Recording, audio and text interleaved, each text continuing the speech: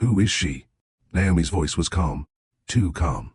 The question barely rose above a whisper, yet it carried more weight than any scream ever could. Across the grand ballroom, crystal chandeliers shimmered over America's wealthiest guests. Laughter echoed from every corner. Cameras flashed. Business leaders applauded the man standing proudly on stage. Billionaire CEO Ethan Caldwell smiled as another award was placed into his hands. Everyone believed they were witnessing the perfect marriage. No one noticed the message that had just lit up his phone. I still can't stop thinking about last night. Naomi wasn't looking for secrets. She had only picked up Ethan's phone because it kept vibrating beside her purse. One sentence. Just one sentence. And suddenly, every lonely dinner, every cancelled anniversary, every late-night business meeting, every empty promise, every silent tear she'd hidden from the world, made heartbreaking sense. She slowly locked the screen and slipped the phone back into his jacket pocket. She didn't cry. She didn't confront him. She didn't throw a glass of champagne. She didn't embarrass him in front of hundreds of guests. Instead, she smiled. It was the same gentle smile she'd worn for years. The kind of smile people mistook for happiness.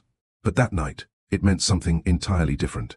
Because Ethan Caldwell had spent years believing his greatest strength was building billion-dollar companies, he was about to discover that the quietest woman in the room possessed the only power that could truly destroy the life he'd spent decades creating. Not with revenge, not with anger, not with another man, but with silence. And that silence would force him to face a truth he had spent years avoiding. Welcome back to Love Stories by Mr. Johnson, where every story is more than entertainment. It's a reflection of real relationships, difficult choices, and the life lessons that shape who we become. If you enjoy emotional stories that leave you thinking long after they end, take a moment to subscribe, like this video, and tell us in the comments, what hurts more, a painful truth, or a beautiful lie you've believed for years? Now settle in, because tonight's story isn't just about a billionaire who cheated on his wife. It's about how love rarely dies in one dramatic moment. Sometimes, it disappears quietly, one forgotten promise at a time. The first words Naomi Brooks spoke that morning weren't to her husband. They were to a coffee mug. "You're still here," she whispered, running her thumb across the tiny chip on its handle. The white porcelain mug rested on the kitchen counter exactly where she'd left it the night before. It wasn't expensive. In fact, Ethan had bought it from a discount store during the first year of their marriage, back when every dollar mattered and every purchase required a conversation. Years later, after he became one of America's youngest self-made billionaires, he'd offered to replace it countless times. She never let him. "It reminds me where we started," she'd always say. This morning she wasn't sure it reminded her of that anymore. At 5:47 a.m., the Caldwell mansion was wrapped in silence.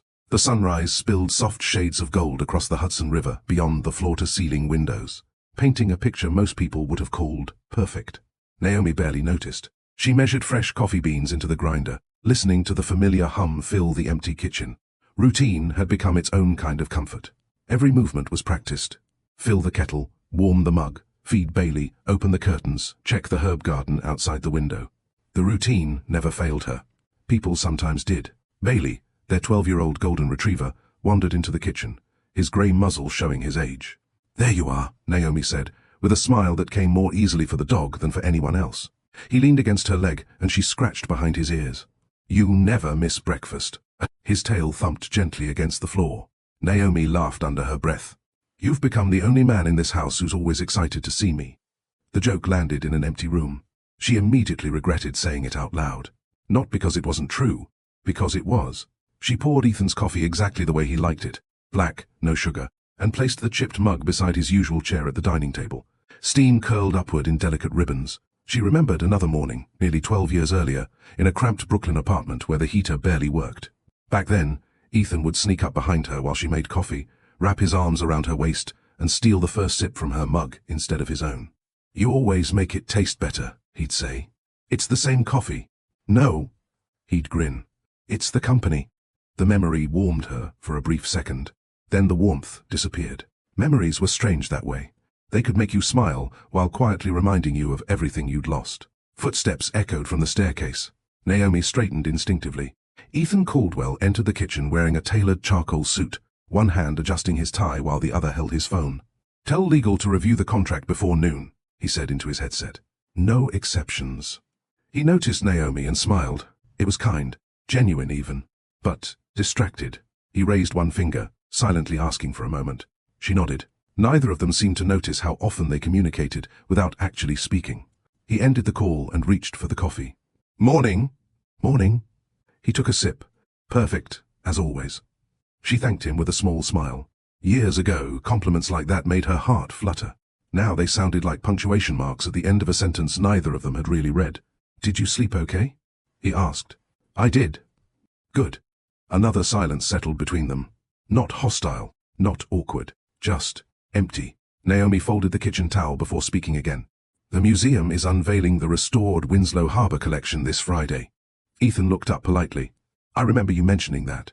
I thought maybe you'd like to come." For the first time that morning, he hesitated. Not because he didn't want to, because he was already reaching for his calendar. Naomi watched his thumb scroll through appointments before he'd even answered. She wasn't disappointed by his schedule anymore. She was disappointed by how predictable the moment had become. "I'm in Boston Friday," he said gently. "Investor meetings." "Oh, but maybe next week." She smiled. "Maybe." He walked over and kissed her forehead. The gesture was affectionate, but rushed, like checking one last item off a morning checklist. His phone buzzed again. He sighed. "I've got to go." She followed him to the front door. Another habit. "I'll be home as early as I can." "I know." He paused. For just a second, it seemed as though he wanted to say something else. Instead, he smiled. "I love you." Naomi opened her mouth. The reply should have come automatically. It had for more than a decade, but something caught in her throat. By the time she found the words, Ethan was already answering another call while walking toward the waiting SUV. The front door closed. The engine faded into the distance. Silence returned. Naomi looked down at the coffee mug sitting on the dining table. Half full. Again. She carried it to the sink and poured the untouched coffee down the drain. As the dark stream disappeared, she caught herself wondering when she'd stopped expecting him to finish breakfast with her. She couldn't remember, and that frightened her more than anything. By 8:30, Naomi arrived at the American Heritage Museum, where she worked as a senior conservator restoring historic paintings. Unlike most people, she loved slow work. Restoration required patience. You couldn't rush cracked paint. You couldn't force faded colors to return. Every careful decision mattered. "Morning, Naomi," called Linda, another conservator. "Morning." Linda glanced at the carefully wrapped scarf around Naomi's neck. "You look tired." "I stayed up reading." "Or waiting." Naomi laughed softly. "Probably both." Linda didn't press. Good friends knew the difference between curiosity and kindness. Later that morning, Naomi stood beneath a 19th-century landscape painting, using a fine sable brush to repair hairline cracks that most museum visitors would never notice. Her mentor, Mr. Whitmore, walked beside her. "People think paintings fall apart overnight," he said. "They don't." Naomi smiled. "They fade slowly." "Exactly." He nodded toward the canvas. "Neglect is almost never dramatic. It's quiet, layer by layer, until one day everyone notices the damage, but no one remembers when it began." His words settled deep inside her. For reasons she couldn't explain, they didn't sound like advice about paintings. They sounded like someone describing a marriage. That afternoon, her phone vibrated. "Ethan, running late. Don't wait for dinner. Love you." Naomi stared at the message. She typed 3 different replies, deleted each one. Finally, she sent only 2 words. "Drive safely." She slipped the phone back into her purse and returned to the painting. But for the first time in years, she wasn't thinking about restoring cracked canvases. She was wondering whether the life she'd worked so carefully to preserve had already begun fading in ways she refused to see. And somewhere across the city, Ethan Caldwell was about to make a decision that neither of them realized would change everything. The rain started just after 6.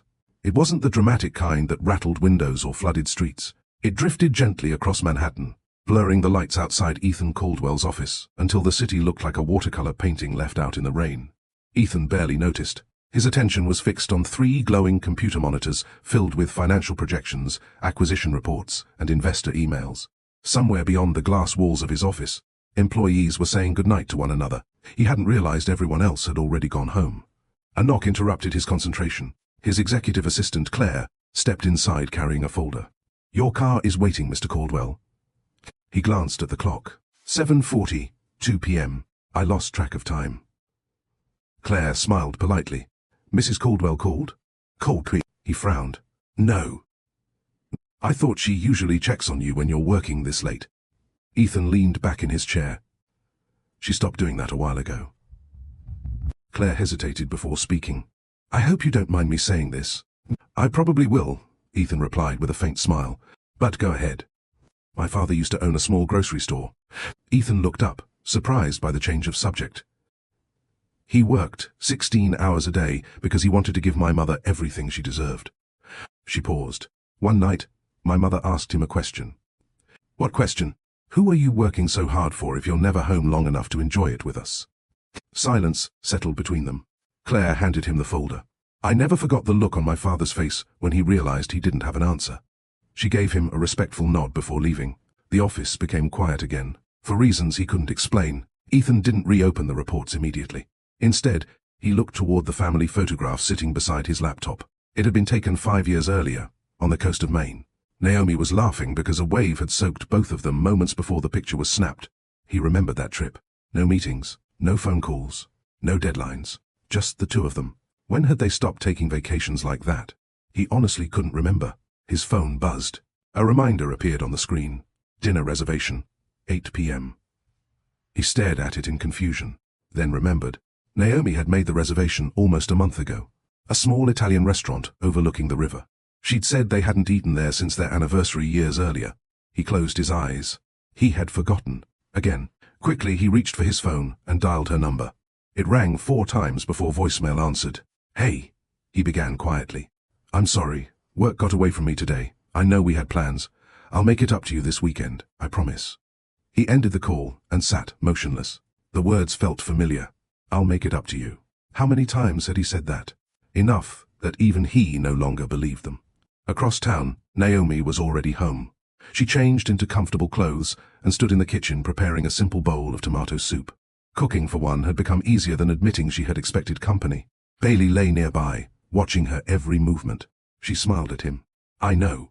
I made too much again. The dog wagged his tail. She poured 2 bowls out of habit, then quietly returned 1 serving to the pot. Some habits were harder to break than others. Her phone vibrated. Voicemail. She listened without interrupting. When Ethan's apology ended, she replayed it. Not because she doubted his sincerity, because she'd heard nearly the same apology before. Different day, different meeting, same promise. She placed the phone face down on the table. There was nothing left to say tonight. After dinner, Naomi walked into the small room at the end of the hallway that Ethan still called her studio. Shelves held old journals, framed photographs, and boxes filled with memories from the years before wealth changed their lives. She pulled one worn notebook from a shelf. Inside were handwritten dreams they had shared during their engagement. Buy a little house with a porch. Adopt a golden retriever. Never let work become more important than family. She smiled sadly. Bailey had fulfilled one dream all by himself. The others, life had quietly rewritten. Tucked between the pages was an old receipt from a roadside diner in Pennsylvania. Their honeymoon. They'd split 1 slice of apple pie because they couldn't afford 2. Ethan had laughed and said, "One day I'll buy you the whole bakery." Naomi remembered answering, "Just promise you'll still have time to eat pie with me." She closed the journal. Back then, they had believed success would solve every problem. Neither of them had imagined that success could create new ones. It was nearly 9:30 when Ethan finally walked through the front door. The house was dimly lit. He loosened his tie and listened. No television, no music, only the soft ticking of the grandfather clock. He found Naomi sitting on the back porch beneath a blanket, watching the rain fall across the garden. She didn't turn around when he stepped outside. "You'll catch a cold." She smiled faintly. "I grew up in Chicago." "Fair point." He sat beside her. For a long moment, neither of them spoke. The silence wasn't angry. It was simply tired. "I'm sorry about dinner," Ethan said. "I know. I really did forget. I know. I wasn't choosing work over you." This time she looked at him. "I know." Her calmness unsettled him more than anger would have. "Aren't you upset?" Naomi studied the rain before answering. "I think being upset requires believing something different is going to happen." The words landed gently. Yet Ethan felt them more deeply than if she had shouted. He searched for the right response. None came. Instead, she asked quietly, "Do you remember our first apartment?" He smiled. "Brooklyn. The leaky ceiling. The broken radiator. The neighbors who argued every Tuesday." She laughed.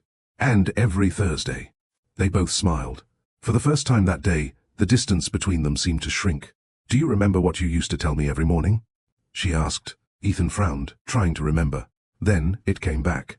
"If we have coffee together, we'll be okay." Naomi nodded. We haven't had coffee together in weeks. He opened his mouth to disagree, then stopped. She was right. He honestly couldn't remember the last uninterrupted breakfast they had shared. Not because they didn't love each other, because they kept assuming there would always be tomorrow. The rain grew heavier. Naomi stood and pulled the blanket tighter around her shoulders. I'm going to bed. Ethan reached gently for her hand. She let him hold it, but only for a moment. As she walked back inside, Ethan remained on the porch, listening to the rain and replaying her words. We haven't had coffee together in weeks. Such a small thing. Such an ordinary thing. Yet somehow, it carried the weight of everything they had stopped making time for. Inside the kitchen, the chipped white coffee mug sat drying beside the sink. Ethan picked it up. His thumb brushed over the tiny crack in its handle. For years, Naomi had refused to replace it, because she believed imperfect things were still worth keeping. Standing alone in the quiet house, Ethan wondered for the first time whether she still believed that about their marriage. And miles away, in another part of the city, a message lit up a phone that would soon change both of their lives forever. Neither of them knew it yet. But the ordinary days they had taken for granted were almost over. Before we continue to Chapter 2, take a moment to think about Naomi and Ethan's story. Have you ever watched a relationship slowly change, not because of one big mistake, but because of the little moments that quietly disappeared? Tell us in the comments. Do you think Ethan is simply overwhelmed by success, or has he already begun taking Naomi's love for granted? If this story is touching your heart, don't forget to like this video, subscribe to Love Stories by Mr. Johnson, and share it with someone who believes that love isn't built by grand gestures alone, but by showing up every single day. Now, let's continue. Because sometimes the memories we treasure the most become the very things that blind us to the truth. There was a box in the attic that neither Naomi nor Ethan had opened in nearly 6 years. It wasn't hidden. It sat in plain sight behind old Christmas decorations and a broken floor lamp, its corners softened by dust and time. Written across the lid in thick black marker were 2 simple words. Our beginning. Naomi wasn't looking for it. She had gone upstairs searching for an old picture frame the museum wanted to borrow for a local exhibition. But as she moved a stack of storage bins, the familiar handwriting stopped her. Ethan's handwriting. She smiled despite herself. He always wrote in oversized block letters, convinced it made everything look more organized. Slowly, she pulled the box toward her and sat cross-legged on the attic floor. When she lifted the lid, the scent of old paper escaped into the quiet room. Inside were pieces of a life they had once promised never to outgrow. Movie ticket stubs, birthday cards, a faded subway pass, a tiny snow globe from their honeymoon. And resting on top was a photograph. Naomi picked it up carefully. It showed 2 people standing outside a modest coffee shop in Brooklyn. Ethan's arm was wrapped around her shoulders. Both of them were laughing so hard that neither had noticed the camera. Their clothes were ordinary. Their smiles were not. She remembered that day as clearly as if it had happened yesterday. It had been raining. The coffee shop's roof leaked. The owner apologized because only one table was available. Ethan had looked around the tiny cafe and whispered, "One day I'll take you somewhere much nicer." Naomi had squeezed his hand. "I don't want nicer." "You don't? I just want you." At the time, she had meant every word. The memory warmed her heart. Then another thought quietly followed. Would I still have said that if I'd known what success would cost us? Her phone buzzed, pulling her back to the present. Linda. "Still coming to lunch?" The text read. Naomi glanced at the time. She had completely lost track of it. "Be there in 20 minutes, she replied. Before closing the box, she noticed one last item tucked beneath the photographs. A folded piece of notebook paper. She recognized Ethan's handwriting immediately. It was a list they had written together before their wedding. 5 promises for our marriage. She unfolded it carefully. Always eat at least 1 meal together every day. Never let work come home with us. Tell the truth, even when it's uncomfortable. Laugh often. Choose each other before choosing everything else. Naomi read the list twice. Then she folded it again, though her hands lingered on the paper a little longer. It wasn't that they had broken every promise. It was worse. They had stopped noticing when they did. Across the city, Ethan sat through another board meeting. A massive digital screen displayed charts showing record profits. Applause filled the conference room after the quarterly results were announced. "Congratulations, Ethan," one board member said. "This is the strongest financial quarter in company history." Another executive grinned. "At this rate, Caldwell Technologies will be worth twice what analysts predicted." Everyone around the table looked excited. Everyone except Ethan. He thanked them politely, but his attention drifted to the legal pad in front of him. Without realizing it, he had written the same 2 words 3 times. Coffee together. He stared at them. Naomi's words from the night before echoed in his mind. We haven't had coffee together in weeks. It sounded like such a small complaint, yet it refused to leave him alone. His chief financial officer noticed his distraction. You okay? Ethan looked up. Yeah. You sure? I'm just tired. The meeting continued. Numbers, forecasts, expansion plans, acquisitions. Normally, this was the language Ethan understood best. Today, every conversation felt strangely distant. For the first time in years, success wasn't bringing him satisfaction. It was simply demanding more of him. At a quiet cafe near the museum, Linda stirred sugar into her tea while watching Naomi from across the table. You've been somewhere else all afternoon. Naomi smiled. I found an old memory. Linda laughed. I didn't know memories could hide in attics. They can. Naomi explained the box she had discovered. The funny thing is, she said softly, I remembered those years as if we never stopped laughing. And? I looked at the photographs again. What did you see? Naomi thought for a moment. I realized we weren't laughing because life was easier. Linda nodded. So why were you laughing? Because we were paying attention to each other. The answer surprised even Naomi. She had spent years believing money had changed Ethan. Now she wondered if something quieter had happened instead. Maybe success hadn't changed him. Maybe it had slowly occupied every empty space where their relationship used to live. Linda reached across the table and squeezed Naomi's hand. Can I ask you something? Of course. When was the last time you told Ethan you were lonely? Naomi looked down at her untouched coffee. I don't know. Why not? Because he already looked exhausted. Linda's expression softened. So, you protected him? I thought I was. And who was protecting you? Naomi didn't answer, because she honestly didn't know. Outside the cafe window, people hurried along the sidewalk, umbrellas tilted against the light rain. Everyone seemed to be rushing towards something. Naomi suddenly wondered how many of them were also leaving someone behind without meaning to. She took one final sip of her coffee. It had gone cold, just like Ethan's every morning. For the first time, she realized it wasn't the untouched coffee that hurt. It was what it represented. Two people living in the same house, while slowly becoming strangers to each other's everyday lives. And neither of them had yet admitted how far apart they had drifted. That evening, Naomi decided to cook Ethan's favorite meal. Not because it was a special occasion, not because she believed dinner would fix everything. She simply missed sharing something ordinary with the man she had once called her best friend. As garlic sizzled gently in olive oil, the rich aroma filled the kitchen. She seasoned the pasta sauce the same way she always had, with fresh basil from the small herb garden outside the window. Years ago, Ethan had insisted on planting that garden himself. I'm terrible at keeping plants alive, he'd admitted. But I'll learn. He hadn't. Most of the herbs survived because Naomi quietly cared for them every morning. Funny, she thought. Some promises didn't disappear all at once.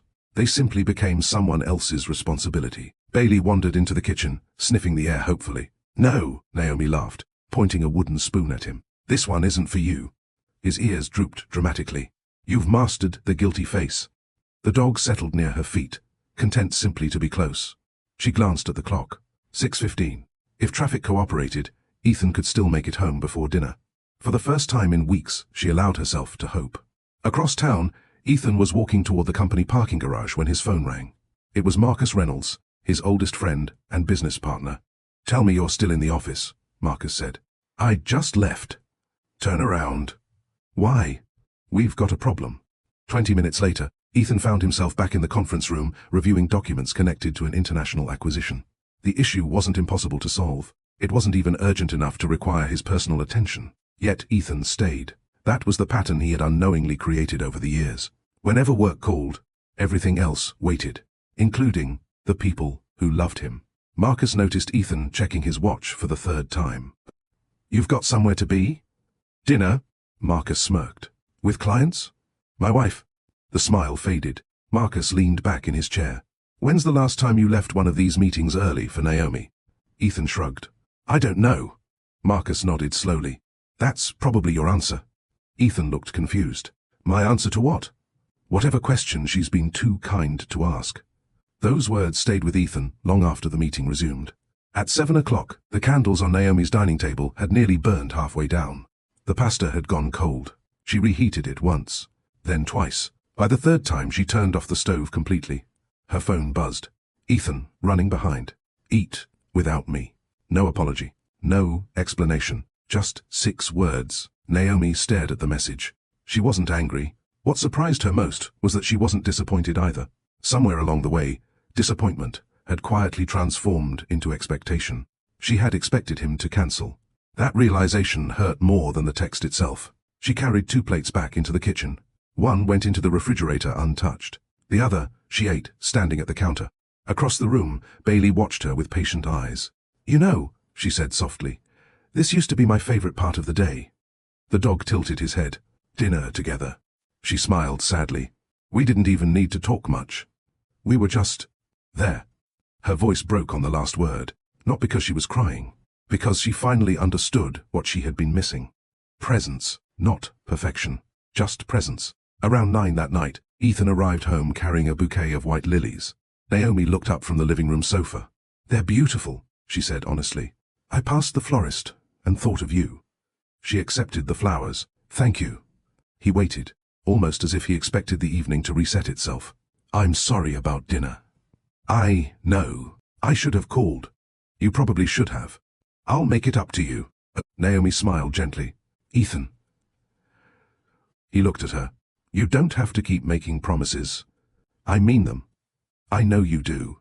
"Then what's wrong?" She looked toward the fireplace where framed photographs from happier years lined the mantel.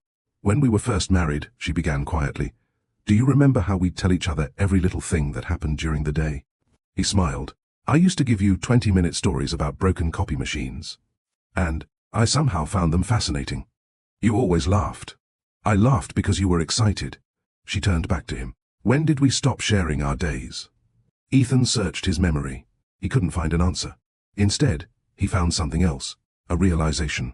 He knew the names of investors in 3 different countries. He knew next quarter's projected revenue. He knew the stock price to the nearest cent. But he couldn't remember the last exhibition Naomi had spent months restoring. He didn't know the name of her newest project. He wasn't even sure what she'd done today. The thought unsettled him. "I've been busy," he said quietly. "I know. I'm doing all this for us." Naomi nodded. "I've never doubted your intentions." "Then what have you doubted?" She looked at him with tired, honest eyes. "Whether there's still an us in your schedule." The room fell silent. Neither of them raised their voices. Neither wanted to win the conversation. They simply stood there, surrounded by a home filled with beautiful furniture, priceless artwork, and every luxury they had once dreamed of. Yet in that moment, the wealth around them felt strangely small compared to the distance between them. Naomi carried the lilies into the kitchen and placed them in a glass vase. "They'll brighten the room," she said. Ethan watched her. "So will you forgive me?" She turned around. "I already have." He smiled with relief. Then she added softly, "But forgiveness isn't the same as feeling seen." Those words followed Ethan long after they went upstairs that night. Lying awake beside Naomi, he realized something that had never occurred to him before. He had spent years making sure she had everything she could ever need. A beautiful home, security, comfort, a future free from financial worry. But somewhere along the journey, he had forgotten to ask the simplest question of all. What does my wife need from me that money can never buy? It was the first time that question had entered his heart. Unfortunately, it wouldn't be the last. And before he found the answer, one unexpected night would force both of them to confront a truth that neither memory nor success could hide. The first sign that someone is disappearing from your life isn't always their absence. Sometimes, it's how quickly people stop asking where they've gone. Monday mornings at the American Heritage Museum were usually Naomi's favorite. The galleries remained closed to visitors until noon, leaving the building wrapped in a peaceful silence, broken only by soft footsteps and the quiet hum of climate control systems protecting centuries-old artwork. Naomi slipped on a pair of white conservation gloves and carefully examined the portrait resting on her work table. A fine crack stretched across the painted sky in the background, almost invisible. Most visitors would never notice it. She did immediately. Mr. Whitmore walked over with 2 cups of coffee. "I thought you might need this." She smiled gratefully. "You always know." "I've restored paintings for 40 years, he replied. "You learn to recognize the little things." He placed the cup beside her. "And not just in paintings." Naomi looked up. "What do you mean?" He studied her for a moment before answering. "You've smiled with your mouth all morning, but not with your eyes." She looked away. "I didn't realize there was a difference." "There usually is." He didn't ask another question. He simply returned to his work. Naomi appreciated that about him. Some people believed caring meant demanding answers. Mr. Whitmore understood that caring sometimes meant giving someone room to find their own. She took a sip of coffee and returned to the portrait. The crack wasn't serious, not yet. But if moisture reached beneath the paint, it would spread. Tiny damage ignored long enough always became expensive to repair. She froze. The thought felt painfully familiar. Across town, Ethan stepped into another day that had already been planned down to the minute. 8 o'clock, executive briefing. 9:15, media interview. 10:30, product launch meeting. Lunch with investors. Conference call with London. Dinner with potential partners. His assistant, Claire, handed him a leather folder as they walked. "You've got a full schedule." "When don't I?" She hesitated. "You also have a reminder." "What reminder?" She pointed to the corner of his calendar. "Naomi's museum lecture, 6:30 p.m. Ethan stopped walking. "I completely forgot." Claire smiled gently. "You still have time." He looked at his evening schedule. Dinner with investors had been arranged weeks earlier. Cancelling would cost him. Missing Naomi's lecture would cost something else. "I'll figure it out," he said. But, as the day unfolded, one meeting became 2. One delay became 3. By late afternoon, he hadn't figured anything out. He had simply kept moving. Naomi stood behind a podium inside the museum auditorium. Nearly 100 guests filled the room. Tonight, she was presenting the story behind the restoration of an 18th century American landscape. Linda adjusted the microphone. "Nervous?" "A little." "You'll be wonderful." Naomi smiled. "I keep looking at the back row." Linda followed her gaze. "Waiting for Ethan?" Naomi nodded once. "He said he'd try." Linda reached over and squeezed her hand. "I hope he makes it." So did Naomi, not because she needed applause. She had given dozens of lectures. She simply wanted to look into the audience and find one familiar face. 6:30 came. The lecture began. She spoke with quiet confidence about preserving history, about respecting what time had damaged without pretending the damage never happened. The audience listened attentively. They laughed at her stories. They applauded her work. Halfway through the presentation, the rear doors opened. Naomi's heart lifted, then settled. It wasn't Ethan, just another guest arriving late. She continued speaking, without missing a sentence.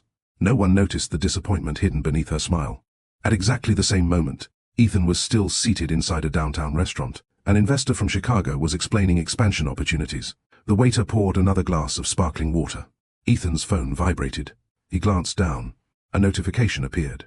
Reminder, Naomi's lecture now. His chest tightened. He checked the time. 7:10. He was already 40 minutes late. Marcus, sitting across the table, noticed his expression. "Everything okay?" Ethan looked toward the restaurant entrance. "No." "Then why are you still sitting here?" Ethan opened his mouth, closed it again. There wasn't a good answer, only excuses. The lecture ended with a standing ovation. Visitors gathered around Naomi asking questions about the restoration process. One elderly woman smiled warmly. "My husband never missed one of my concerts." Naomi returned the smile. "He sounds like a wonderful man." "He wasn't perfect." The woman laughed softly. "He just understood that showing up is its own kind of love." Those words lingered in Naomi's mind long after the conversation ended. As the museum emptied, she stood alone in the gallery, collecting her notes. Linda approached quietly. "He didn't come." It wasn't a question. Naomi shook her head. "No." "Are you okay?" Naomi considered the question carefully. Years ago, she would have answered with tears. Tonight, she answered with honesty. "I think I'm getting used to it." Linda's face fell. "Naomi, I don't think that's a good thing." She folded her notes and placed them carefully into her bag. "People talk about heartbreak like it's loud." She looked around the now empty auditorium. "But I think the hardest part is when disappointment becomes so familiar that it stops surprising you." Linda wrapped her arms around her in a quiet hug. Naomi hugged her back. For the first time in months, she realized something important. The loneliness she carried wasn't because Ethan no longer loved her.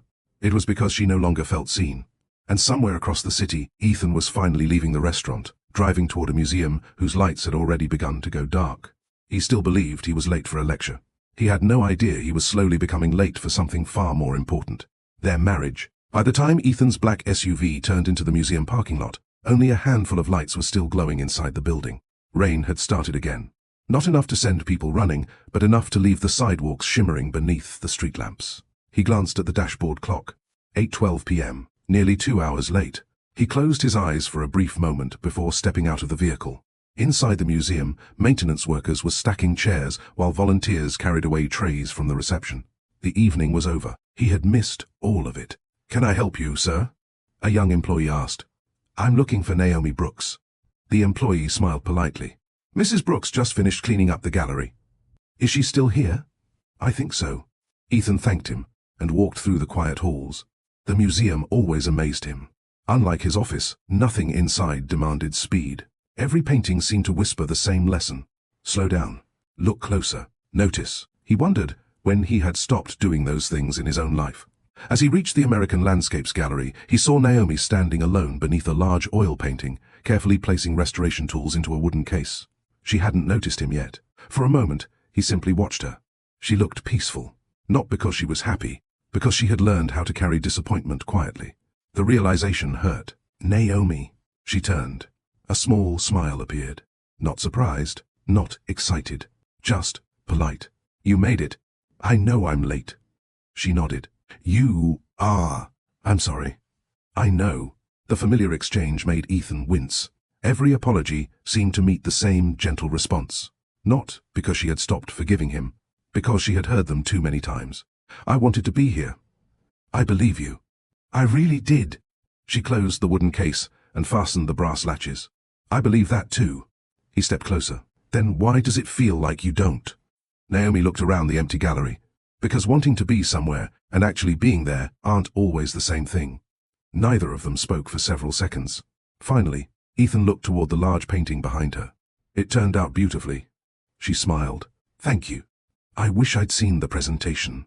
"I wish you had too."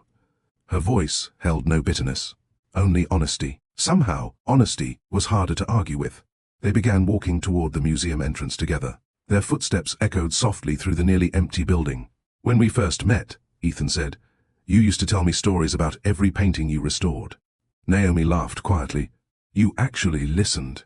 "I loved listening." "You asked questions." "I probably asked too many." She looked at him. "I liked that." He swallowed. "When did I stop asking?" She answered without accusation. "I don't think you noticed when work started answering every question before I could." Outside, the rain had become steadier. They stood beneath the museum's front canopy, waiting for the valet to bring Ethan's car. A young couple hurried toward the entrance, laughing as they shared one umbrella. The man stopped halfway up the steps. "You okay?" he asked the woman. She smiled. "My shoe came untied." Without hesitation, he knelt on the wet pavement and tied it for her. They laughed again before disappearing inside. Naomi watched them. "So simple," she whispered. Ethan followed her gaze. "It is. They'll probably forget that moment tomorrow. Maybe.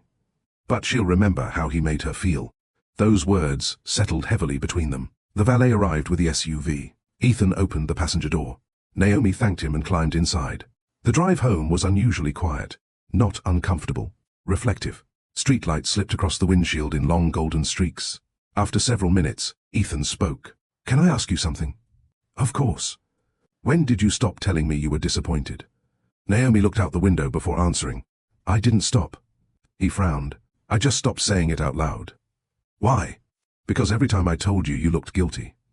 "I was guilty." "I know." She turned toward him. "And I loved you too much to make guilt the foundation of every conversation." Ethan tightened his grip on the steering wheel. "So you carried it alone?" She gave a small nod. "I thought protecting you was another way of loving you." "And now?" She smiled sadly. "Now I think love should protect both people." The rest of the drive passed in thoughtful silence. When they reached home, Bailey greeted them enthusiastically at the front door.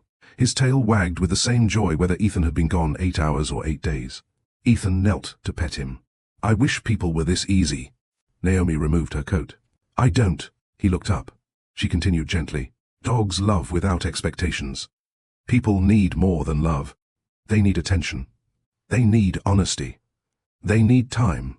She hung her coat on the rack. "And they deserve all of those things." Later that night, after Naomi had gone upstairs, Ethan remained alone in the kitchen.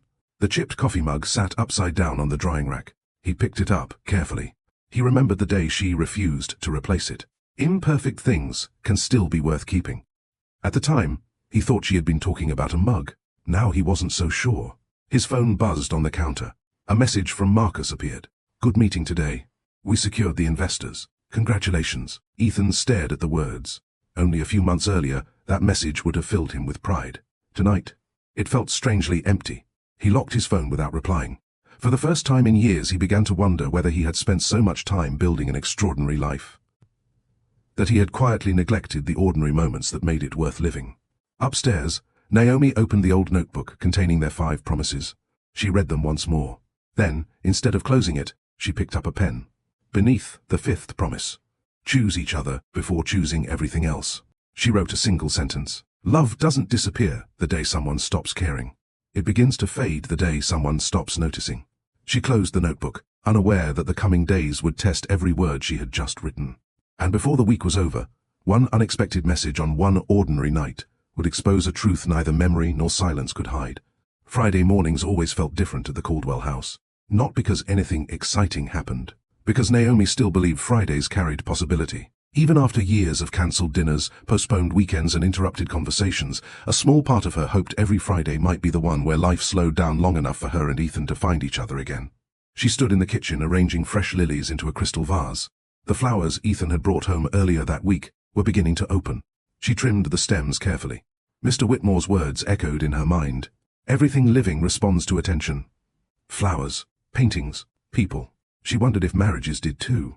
Upstairs, Ethan hurried through his morning routine while speaking into his wireless headset. I'll land in Boston by noon, he said. Have the presentation ready before I arrive. Naomi heard every word. She also heard him pause. A few seconds later, he appeared in the kitchen, carrying his jacket instead of wearing it. I cancelled Boston. She looked up in surprise. You did? I told them Marcus could handle the meeting. A genuine smile spread across her face. You've been looking forward to the museum gala. I know. I don't want to miss it. For the first time in weeks, something inside Naomi relaxed. It wasn't excitement. It was relief. The relief that came from feeling chosen. Even if only for one evening. She poured him a cup of coffee. This time, he actually sat down, across from her, at the same table. With the chipped mug between his hands, they drank in comfortable silence for a few moments. Then Ethan smiled. I almost forgot how good mornings can feel. Naomi looked at him over the rim of her cup. We didn't forget. We just stopped making time for them. He nodded slowly. I think you're right. Bailey wandered into the kitchen and rested his head on Ethan's knee. Ethan laughed. I've been neglecting you too, haven't I? The old dog wagged his tail enthusiastically. Naomi watched the scene with quiet gratitude. Sometimes healing didn't begin with dramatic speeches. Sometimes it began with one shared cup of coffee. One honest sentence. One decision to stay. When Ethan stood to leave, he kissed her forehead a little longer than usual. I'll be home by 6. You promise? He smiled. I promise. This time, she believed him. The museum transformed throughout the afternoon. Elegant floral arrangements decorated the entrance hall. Soft jazz drifted through the galleries. Donors, artists, historians, and business leaders were expected to attend the annual Heritage Preservation Gala, the museum's most important fundraising event. Naomi moved through the preparations with practiced calm. Linda adjusted one of the display cards before walking over. You look happier today. I am. Ethan's coming? Naomi nodded. He cancelled a business trip. Linda smiled warmly. Then maybe tonight is exactly what both of you needed. I hope so. As they continued preparing the gallery, Naomi paused before the restored landscape painting she had spent nearly 8 months conserving. Every tiny crack had required patience. Every damaged layer had demanded honesty. She couldn't pretend flaws weren't there. She had to acknowledge them before she could begin repairing them. The thought lingered. If only relationships worked the same way. At Caldwell Technologies, Ethan wrapped up his final meeting before leaving for the gala. Marcus gathered his files and grinned. You've checked your watch 6 times. Have the first? You're eager to get somewhere. My wife deserves one evening where she's not competing with my calendar. Marcus raised an eyebrow. That's the smartest thing I've heard you say all week. Ethan laughed. I'm serious. I know. Marcus leaned against the conference table. You know what my grandfather used to tell me? Ethan shook his head. People rarely leave because they stopped loving you. He paused. They leave because they stopped believing you noticed they were still there. The room became quiet. Marcus placed a hand on Ethan's shoulder. Go home. This company can survive one evening without you. Ethan smiled. So can the investors. Exactly. For the first time in a long while, Ethan walked out of the building before sunset. Naomi stood before the ballroom mirror, adjusting the simple emerald green gown she had chosen weeks earlier. She rarely wore expensive dresses despite being married to one of the wealthiest men in the country. She had never cared much about labels. She cared about memories. This dress reminded her of a trip to Charleston, where Ethan had surprised her with a weekend away just because she had mentioned wanting to see the city's historic homes. He used to notice little things. She missed that version of him. The sound of the front door opening downstairs made her heart skip. She hurried toward the staircase. Ethan looked up just as she reached the last step. For a brief moment, neither of them spoke. "You look beautiful," he said softly. "You've said that before." "I know. But tonight, I actually stopped to look." Her eyes filled slightly, not with sadness, with gratitude. She walked over and adjusted his bow tie. "You clean up pretty well yourself, Mr. Caldwell." He smiled. "I learned from the best." For the first time, in what felt like forever, they laughed together. A real laugh. Unforced. Bailey barked happily, as if celebrating the moment. Ethan extended his arm. "Ready?" Naomi slipped her hand through his. "Ready." As the driver pulled away from the house, neither of them noticed the second phone Ethan had left inside his briefcase, the one reserved for private business contacts, the one that had remained silent for nearly 2 days, the one that, before the night was over, would light up with a message capable of shattering every fragile step they had taken back toward each other. Sometimes, life gives people hope, not to mock them, but to remind them exactly what is at stake before everything changes. The ballroom of the Grand Lexington Hotel shimmered beneath towering crystal chandeliers. A string quartet played softly near the marble staircase, while servers in white jackets moved gracefully through the crowd with silver trays of champagne. The annual Heritage Preservation Gala had become one of New York's most anticipated charity events, bringing together museum patrons, artists, philanthropists, and some of the country's most influential business leaders. Naomi paused just inside the entrance. She had attended this gala several times before, but tonight felt different. Not because of the crowd, because Ethan was beside her. He noticed her hesitation and smiled. "Nervous? A little? You'll be the one everyone remembers." She laughed. "I restore paintings. I'm supposed to stay in the background." He gently squeezed her hand. "You've never belonged in the background." The words warmed her heart. For the first time in months, she allowed herself to believe they were finding their way back. As they entered the ballroom together, conversations briefly paused. People smiled, waved, and approached them one after another. "Ethan!" "Naomi!" "It's so good to see both of you." Several donors congratulated Naomi on the museum's latest restoration project. Others praised Ethan's recent business achievements. Watching him introduce her with genuine pride made something inside her soften. "This is my wife, Naomi," he said to an elderly philanthropist. "She's the real reason tonight is possible. The museum is lucky to have her." Naomi looked at him in surprise. "You didn't have to say that." "I wanted to." It was a small moment, but after months of emotional distance, small moments mattered. An hour later, the museum director stepped onto the stage. "Ladies and gentlemen, thank you for supporting the preservation of our shared history." Applause filled the ballroom. "Our next award recognizes an individual whose generosity has funded countless restoration projects over the past decade." A spotlight turned toward Ethan. Naomi smiled proudly as he stood. The audience rose to its feet. He looked confident walking to the stage. She remembered watching him give his first business presentation years ago. His hands had trembled so badly he'd almost dropped his notes. Afterward, he'd confessed, "I was terrified." She had kissed his cheek and said, "Nobody noticed because you kept believing in yourself." Now, hundreds of people applauded him without realizing she still remembered the nervous young man beneath the polished billionaire. Success had changed many things, but in that moment, she still saw the man she had fallen in love with. As Ethan accepted the award, cameras flashed continuously. "Thank you," he began. "I've always believed success means very little if it isn't used to help preserve something valuable." Naomi smiled. That sounded exactly like the Ethan she knew. "My wife has spent her career protecting history one careful detail at a time." He looked toward her. "And she reminds me every day that the things worth keeping require patience." The audience applauded warmly. Naomi lowered her eyes, embarrassed by the attention. Linda leaned over and whispered, "I think he finally realizes how lucky he is." Naomi hoped she was right. When the ceremony ended, guests gathered around Ethan to congratulate him. Naomi stepped aside, giving him room to speak with investors and board members. She wandered toward one of the restored paintings displayed for the evening. A young couple stood nearby. The husband quietly adjusted the shawl around his wife's shoulders. She smiled at him without saying a word. Naomi caught herself smiling too. Love often lived in gestures so small that strangers never noticed them. She had spent years believing grand declarations kept marriages alive. Now she understood something different. Consistency mattered more. Presence mattered more. Kindness mattered more. Those ordinary moments became extraordinary only after they disappeared. Her purse vibrated against her side. She ignored it. Probably Linda sending another photo from earlier in the evening. A second vibration followed. Then a third. Frowning, she reached inside. Nothing. The vibrations weren't coming from her purse. They were coming from Ethan's jacket. He must have slipped it over the back of her chair before walking toward another conversation. Without thinking, she reached into the inside pocket. His phone. The screen continued glowing insistently. She intended only to silence it. Nothing more. The preview appeared before she even touched the display. Vanessa, I still can't stop thinking about last night. Naomi's hand froze. The ballroom noise faded into a distant blur. For a heartbeat, she wondered if she had misunderstood. Another message appeared immediately beneath the first. I miss you already. The phone suddenly felt heavier than it should. Her breathing slowed, not because she was calm, because her mind refused to move faster than the truth unfolding before it. Last night, Ethan had told her he was working late. She looked across the ballroom. He was laughing with a group of executives. Relaxed. Comfortable. Exactly as he always appeared in public. She searched his face for guilt. For nervousness.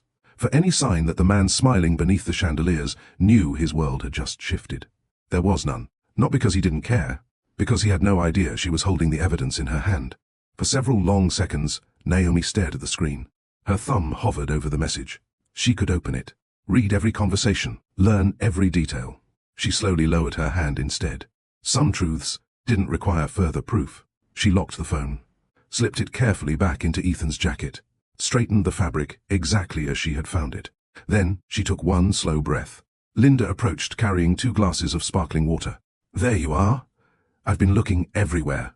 She handed Naomi a glass. You okay? Naomi accepted it with steady hands. I'm fine. Linda searched her face. You look pale. I think I just need some fresh air. Want me to come with you? Naomi forced a gentle smile. No. I'll only be a minute. She walked toward the balcony overlooking the city skyline.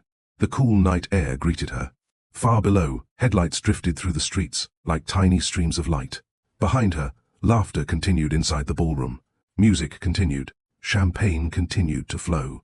The world hadn't changed. Only hers had. She rested both hands on the stone railing. A memory surfaced without warning. Years ago, Ethan had once told her, if I ever become someone who makes you question your worth, promise me you'll tell me before it's too late. She remembered laughing. It could never be too late for us. Tonight, standing alone beneath the New York sky, Naomi realized something heartbreaking. The affair wasn't what shattered her. It was the discovery that somewhere along the way, the man who had once begged her to always tell him the truth, had stopped telling it himself. Inside the ballroom, Ethan turned, searching the crowd for Naomi. He smiled when he spotted her silhouette on the balcony, completely unaware that the quiet woman standing beneath the city lights had just crossed an invisible line. She hadn't decided to leave him. She hadn't decided to confront him. She hadn't decided anything at all. But something inside her had gone silent. And before the night was over, Ethan Caldwell would discover that silence can be far more frightening than anger. For several minutes, Naomi remained on the balcony. The city stretched endlessly before her, glittering beneath the night sky. Cars moved. People laughed somewhere below. Music drifted faintly through the open ballroom doors behind her. The world continued exactly as it had 5 minutes earlier. Only she had changed. She looked down at the wedding ring on her finger. It hadn't become any less meaningful. It had simply become heavier. Not because of what Ethan had done. Because of what she now knew. Trust rarely shatters with a sound. It breaks quietly, inside the person who was asked to hold it. A waiter stepped onto the balcony carrying a tray. Ma'am, would you like another sparkling water? Naomi smiled politely. No, thank you. Is everything all right? She almost answered automatically. I'm fine. Instead, she surprised herself. I don't know. The young waiter gave a small, understanding nod. I hope your evening gets better. So do I. He disappeared back inside, leaving her alone again. Inside the ballroom, Ethan excused himself from another conversation. I'll be right back. He scanned the room. No Naomi. Linda noticed him looking around. She's outside. Everything okay? Linda shrugged. She said she wanted some fresh air. Ethan frowned slightly. She wasn't feeling well? I'm not sure. He thanked her and walked toward the balcony. As soon as Naomi heard the door open behind her, she recognized his footsteps. She had known them for 15 years. She didn't turn around. "You've been hiding from me?" Ethan joked gently. She managed a faint smile. "I just needed a little quiet." He stepped beside her. The skyline reflected in his eyes. "It's beautiful tonight." "It is." He glanced sideways. "You sure you're okay?" There it was, the question he had asked dozens of times over the years, usually while glancing at his phone, usually without waiting long enough to hear the real answer. Tonight, for the first time, he was looking directly at her. "I'm tired. You've been working too hard." Naomi almost laughed. The irony was almost too painful. "So have you." He sighed. "Fair enough." For a moment, neither spoke. Then Ethan reached for her hand. She let him hold it. But something was different. He felt it immediately. Her hand hadn't pulled away, yet it no longer relaxed naturally into his. It was there, without arriving. He looked at her. "Naomi?" "I've been thinking." "About what?" "Us." She finally turned toward him. "What about us?" "I don't like who I've become lately." Those words caught her off guard. He continued quietly. "I keep promising I'll do better. And then, work wins again." She listened without interrupting. "I've spent years believing I was sacrificing time now so we'd have a better future." He shook his head. "But somewhere along the way, I forgot we're already living our future." Naomi's eyes softened. If she hadn't seen the messages, those words might have healed something. Instead, they only reminded her how complicated the truth had become. Because she believed he meant every word. And yet, he was hiding another life behind them. Back inside, Marcus watched the couple through the ballroom windows. An older museum trustee joined him. "They look like a strong couple." Marcus smiled sadly. "They are. Then why do you look worried?" Marcus didn't answer immediately. Finally, he said, "Because sometimes people don't notice a bridge is collapsing until they're standing in the middle of it." The charity auction began a few minutes later. Guests returned to their tables. Naomi and Ethan sat beside one another. An antique grandfather clock, a collection of rare manuscripts, a 19th century sculpture. The auctioneer moved effortlessly from item to item. Ethan occasionally raised his paddle. Naomi barely noticed. She wasn't looking at the stage. She was watching him. The way he smiled. The way he thanked the server who refilled her water without being asked. The way he leaned over to whisper jokes during the auction. Everything about him looked familiar. Everything about him looked genuine, which made the messages even harder to understand. People often imagined betrayal wearing the face of a villain. But the man beside her wasn't cruel. He wasn't cold. He wasn't heartless. He was the same man who still pulled out her chair before she sat down. The same man who remembered she disliked sparkling water with lemon. The same man who had kissed her forehead that morning. How could someone be loving and dishonest at the same time? It was a question Naomi had never imagined needing to answer. Halfway through the auction, Ethan's attention shifted. Someone near the entrance had just arrived late. A woman in a navy evening dress. She paused only briefly before speaking with another group of guests. Naomi noticed Ethan look up, only for a second. Then he looked away. Most people would have missed it. Naomi didn't. Not because it lasted long, because she had already seen the name on the phone. Vanessa. She didn't know whether the woman at the entrance was Vanessa. She didn't even know if Ethan recognized her. But for the first time in their marriage, a simple glance planted a question she couldn't silence. Trust had once filled in every blank with confidence. Now, uncertainty rushed into every empty space. The auction concluded with enthusiastic applause. The museum director thanked everyone for their generosity. As guests began mingling again, Ethan turned to Naomi. "Would you like to dance?" For years, that question would have made her smile instantly. Tonight, she looked at the crowded dance floor. Couples swayed gently beneath the chandeliers. Some had been married for months, others for decades. No one could tell simply by looking which relationships were thriving and which were surviving. Naomi looked back at Ethan. His hand remained extended toward her. Patient, hopeful, she placed her hand in his. "One dance." The orchestra began a slow melody. As Ethan wrapped an arm gently around her waist, he whispered, "I've missed this." Naomi closed her eyes for just a moment. So have I. It was the truth. She had missed dancing with her husband. She had missed laughing with him. She had missed believing every word he said. As they moved across the polished floor, neither of them noticed a woman standing near the ballroom entrance. She had just arrived. She was searching the room. And the moment her eyes found Ethan, the color drained from her face. Because she hadn't known. He would bring his wife. The music floated gently through the ballroom. Around them, Dozens of couples swayed beneath the crystal chandeliers, smiling for photographers and laughing between quiet conversations. To everyone watching, Ethan and Naomi looked exactly as they always had. Graceful, elegant, unshakable. No one could see the silence dancing between them. Ethan rested his hand lightly against Naomi's back. "I forgot how much I missed this." Naomi looked up at him. "You've said that a few times tonight. Because it's true." "It probably is." He frowned slightly. "What does that mean?" She offered a small smile. "It means, I believe you." He relaxed. She didn't tell him the rest. "I believe you mean what you're saying. I just don't know if you're telling me everything." The orchestra reached the chorus of the song. For years, Ethan had always led.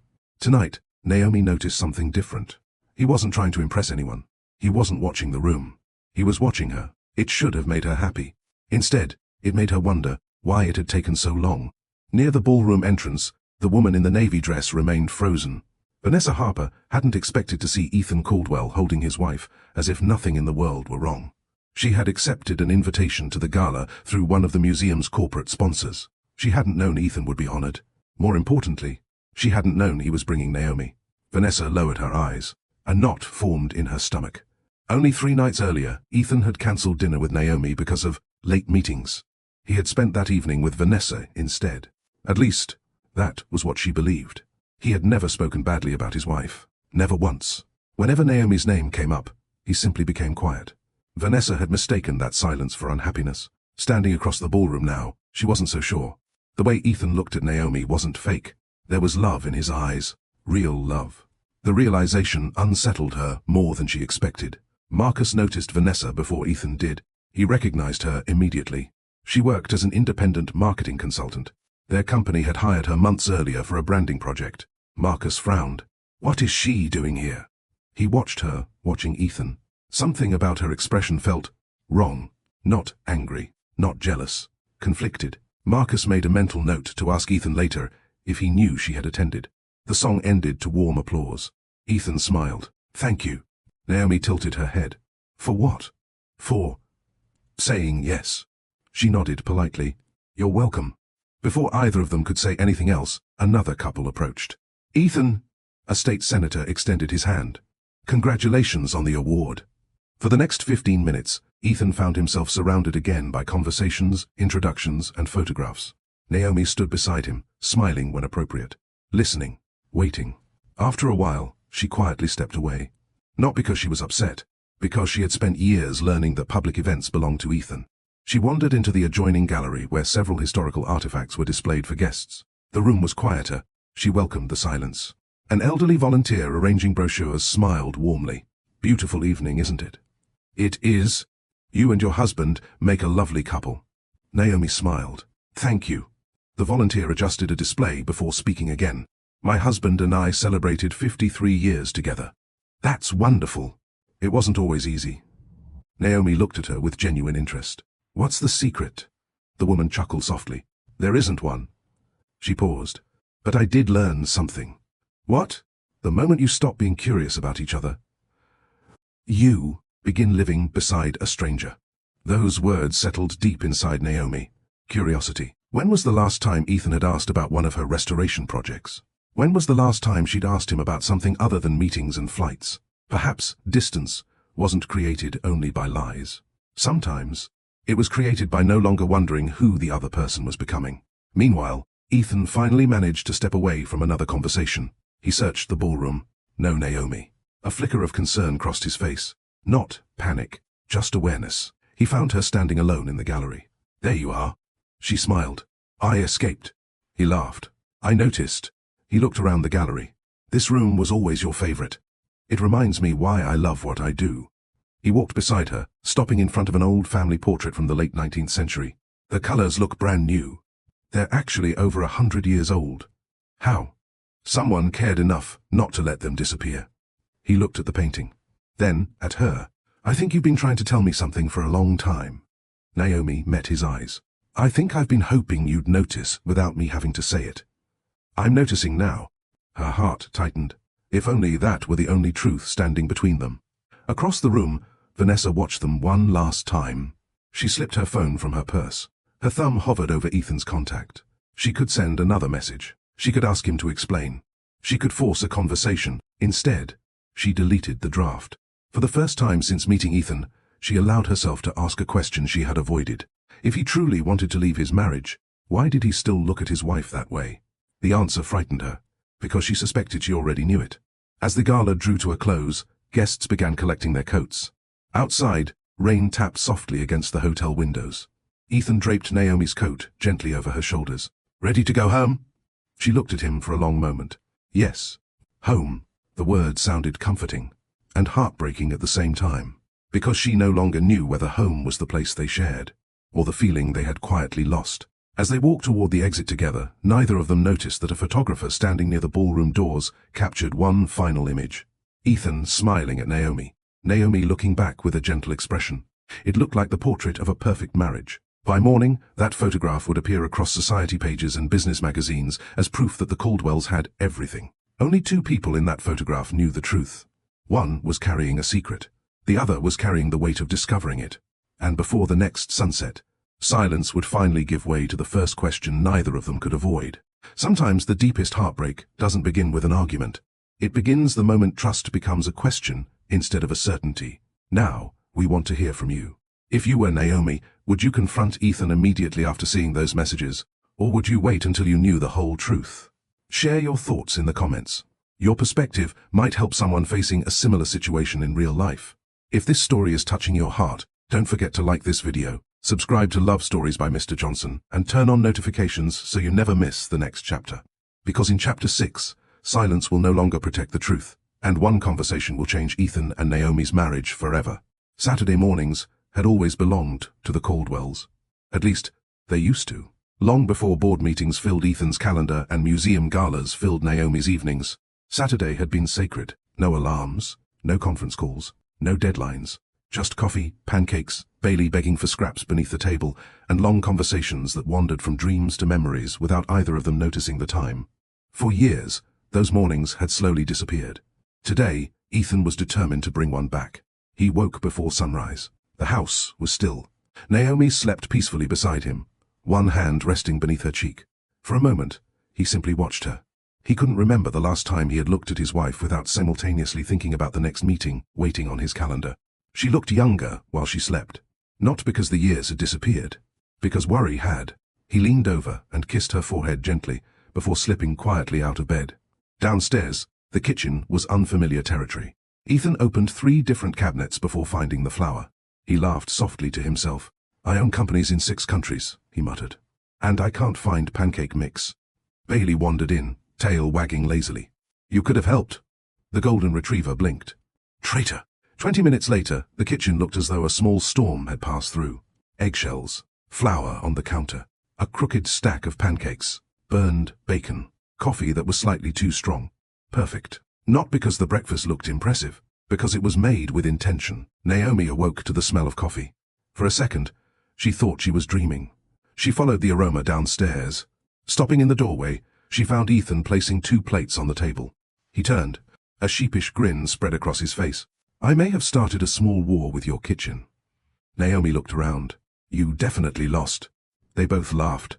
A real laugh. One that reached their eyes. "I wanted to surprise you." "You did." She walked over slowly. "You made pancakes." "I attempted pancakes." She picked up one that was slightly misshapen. "I think this one's shaped like Texas. I was aiming for a circle." Well, she smiled. "It has character." For a few precious minutes, life felt almost normal again.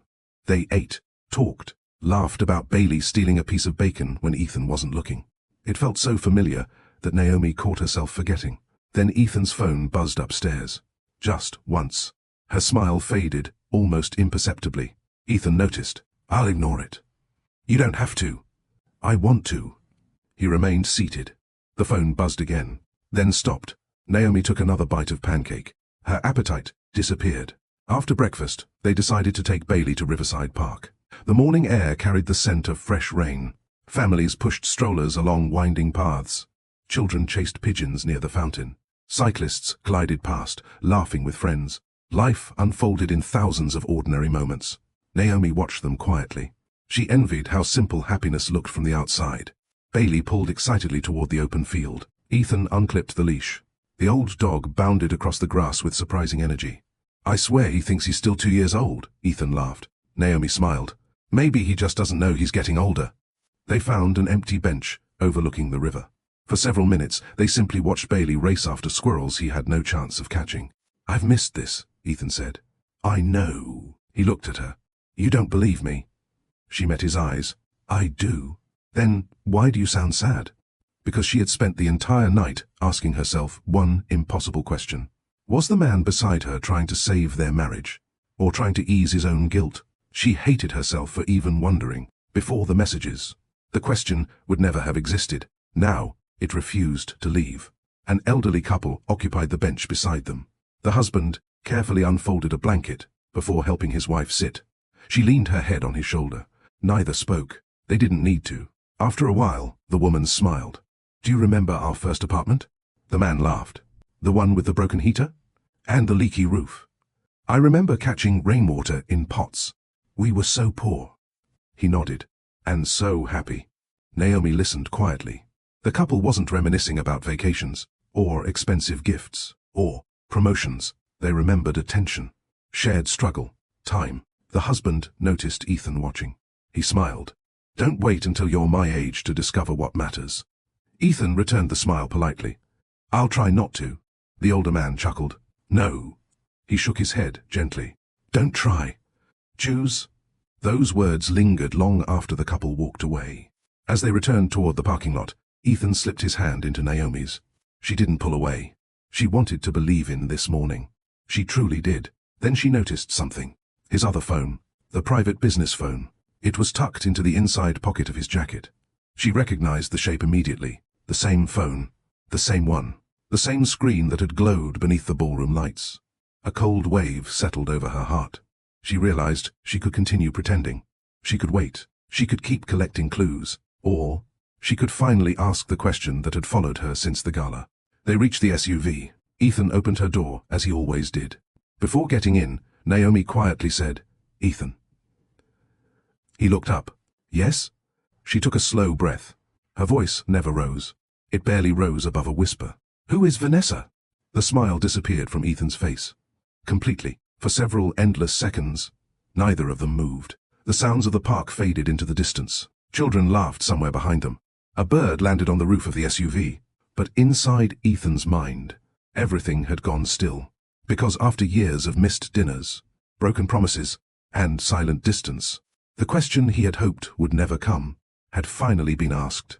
Ethan didn't answer immediately. Not because he was searching for the right words, because there weren't any. The color slowly drained from his face. His hand remained on the SUV door handle, motionless. Naomi watched him quietly. She wasn't looking for a confession. She was looking for honesty. There was a difference. The silence stretched between them. Finally, Ethan spoke. How do you know that name? His voice was barely above a whisper. Naomi lowered her eyes for a moment before looking back at him. That's your first question? He swallowed. She nodded gently. I thought it might be. A family walked past them toward the park entrance, laughing as two little boys chased each other around a tree. Neither Ethan nor Naomi noticed. Their world had narrowed to a single conversation. I saw the messages, Naomi said. The night of the gala. Ethan closed his eyes. For just a second. When he opened them again, the truth had already reached him. She knew. Not suspected. Not wondered. Knew. He leaned back against the SUV. When? When your phone kept vibrating. The message from Vanessa. He nodded slowly. I picked it up because I thought it might be important. She paused. It was. Ethan covered his face with one hand. Oh, God. I didn't read your conversations. His eyes lifted toward hers. I only saw the previews. I still can't stop thinking about last night. She repeated the words calmly. I miss you already. The sentences sounded even heavier spoken aloud. I put your phone back exactly where I found it. You should have confronted me. I almost did. Why didn't you? Naomi looked toward the river, because I wanted to know whether the man who danced with me that night, she looked back at him, was lying to my face. The words landed harder than shouting ever could. Ethan's shoulders slumped. No. No? I wasn't lying when I told you I'd missed you. I believe that. I wasn't lying when I said I wanted to do better. I believe that too. He frowned. Then what don't you believe? Naomi's answer came after a long pause. I don't understand how those things can be true. And so can Vanessa. Ethan looked away. The question had no simple answer, because the truth wasn't simple. It started 8 months ago. Naomi remained silent. There was a branding project. You worked together. Yes. We traveled. We spent long hours preparing presentations. He laughed bitterly. I told myself it was harmless. Naomi said nothing. I talked to her about work. Then I started talking about stress. My frustrations. The pressure. He shook his head. I never complained about you. I know. That surprised him. You know? You've never been cruel. She spoke gently. You've just been absent. Tears filled Ethan's eyes.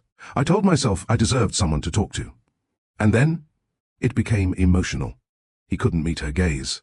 And one night, his voice broke. I crossed a line I promised myself I'd never cross. The words hung in the air. No excuses. No blaming work. No blaming loneliness. Just ownership. Naomi closed her eyes. The confession hurt, but strangely, it hurt less than uncertainty. At least, uncertainty was over. Bailey wandered back toward them carrying a tennis ball. His tail wagged happily. He dropped the ball at Ethan's feet, waiting, hopeful, completely unaware that the people he loved most were standing in the middle of the hardest conversation of their lives. Neither of them moved. After a moment, Bailey picked up the ball again and wandered away. Naomi watched him. Do you love her? Ethan answered immediately. No. So, the messages. I ended it. She looked at him carefully. When? The morning after. The morning after what? The night she sent those messages. Naomi searched his face. You ended it before the gala? Yes. Why? He laughed quietly. Because I woke up and realized I'd become someone I didn't recognize. He wiped at his eyes. I looked at our wedding picture. I couldn't stand the man staring back at me. Naomi wanted to believe him. She truly did. But trust had become fragile. Once cracked, every explanation sounded uncertain. If you'd never seen those messages, she asked softly, would you have told me? Ethan didn't answer. That was answer enough. A tear slipped down Naomi's cheek. Not because he had cheated, because he had intended to carry the truth alone. To let her continue loving a version of him that no longer existed. I never wanted to hurt you. I know that sounds meaningless now. It does. She wasn't trying to be cruel. She was simply refusing to protect him from the consequences of honesty. I've spent years wondering why you weren't here. She looked into his eyes. I blamed your work. I blamed myself. I wondered whether I'd become boring. Whether I'd stopped being enough. Ethan shook his head desperately. No. You were always enough. She smiled sadly. Then why did you choose someone else? The question pierced straight through him. Not because he didn't have words. Because every answer sounded small beside the pain he had caused. Finally, he whispered, I wasn't looking for someone better. I was running from the man I was becoming. Naomi stood very still. For the first time since this conversation began, she cried, not loudly, not dramatically, just quiet tears rolling down her face. Ethan instinctively reached toward her. She stepped back, not out of hatred, out of heartbreak. I can't. She wiped her eyes. Not today. Those 3 words shattered him more completely than any accusation could have. She opened the passenger door of the SUV, then paused. Without looking back, she asked one final question. Was there only one night? Ethan closed his eyes. Honesty demanded everything now. No. The word was almost inaudible. But Naomi heard it.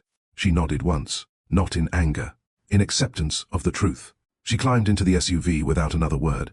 Ethan remained standing outside, one hand resting on the roof of the vehicle. The river continued flowing behind them. The wind stirred the trees. Life carried on. But inside the Caldwell marriage, something precious had finally broken completely.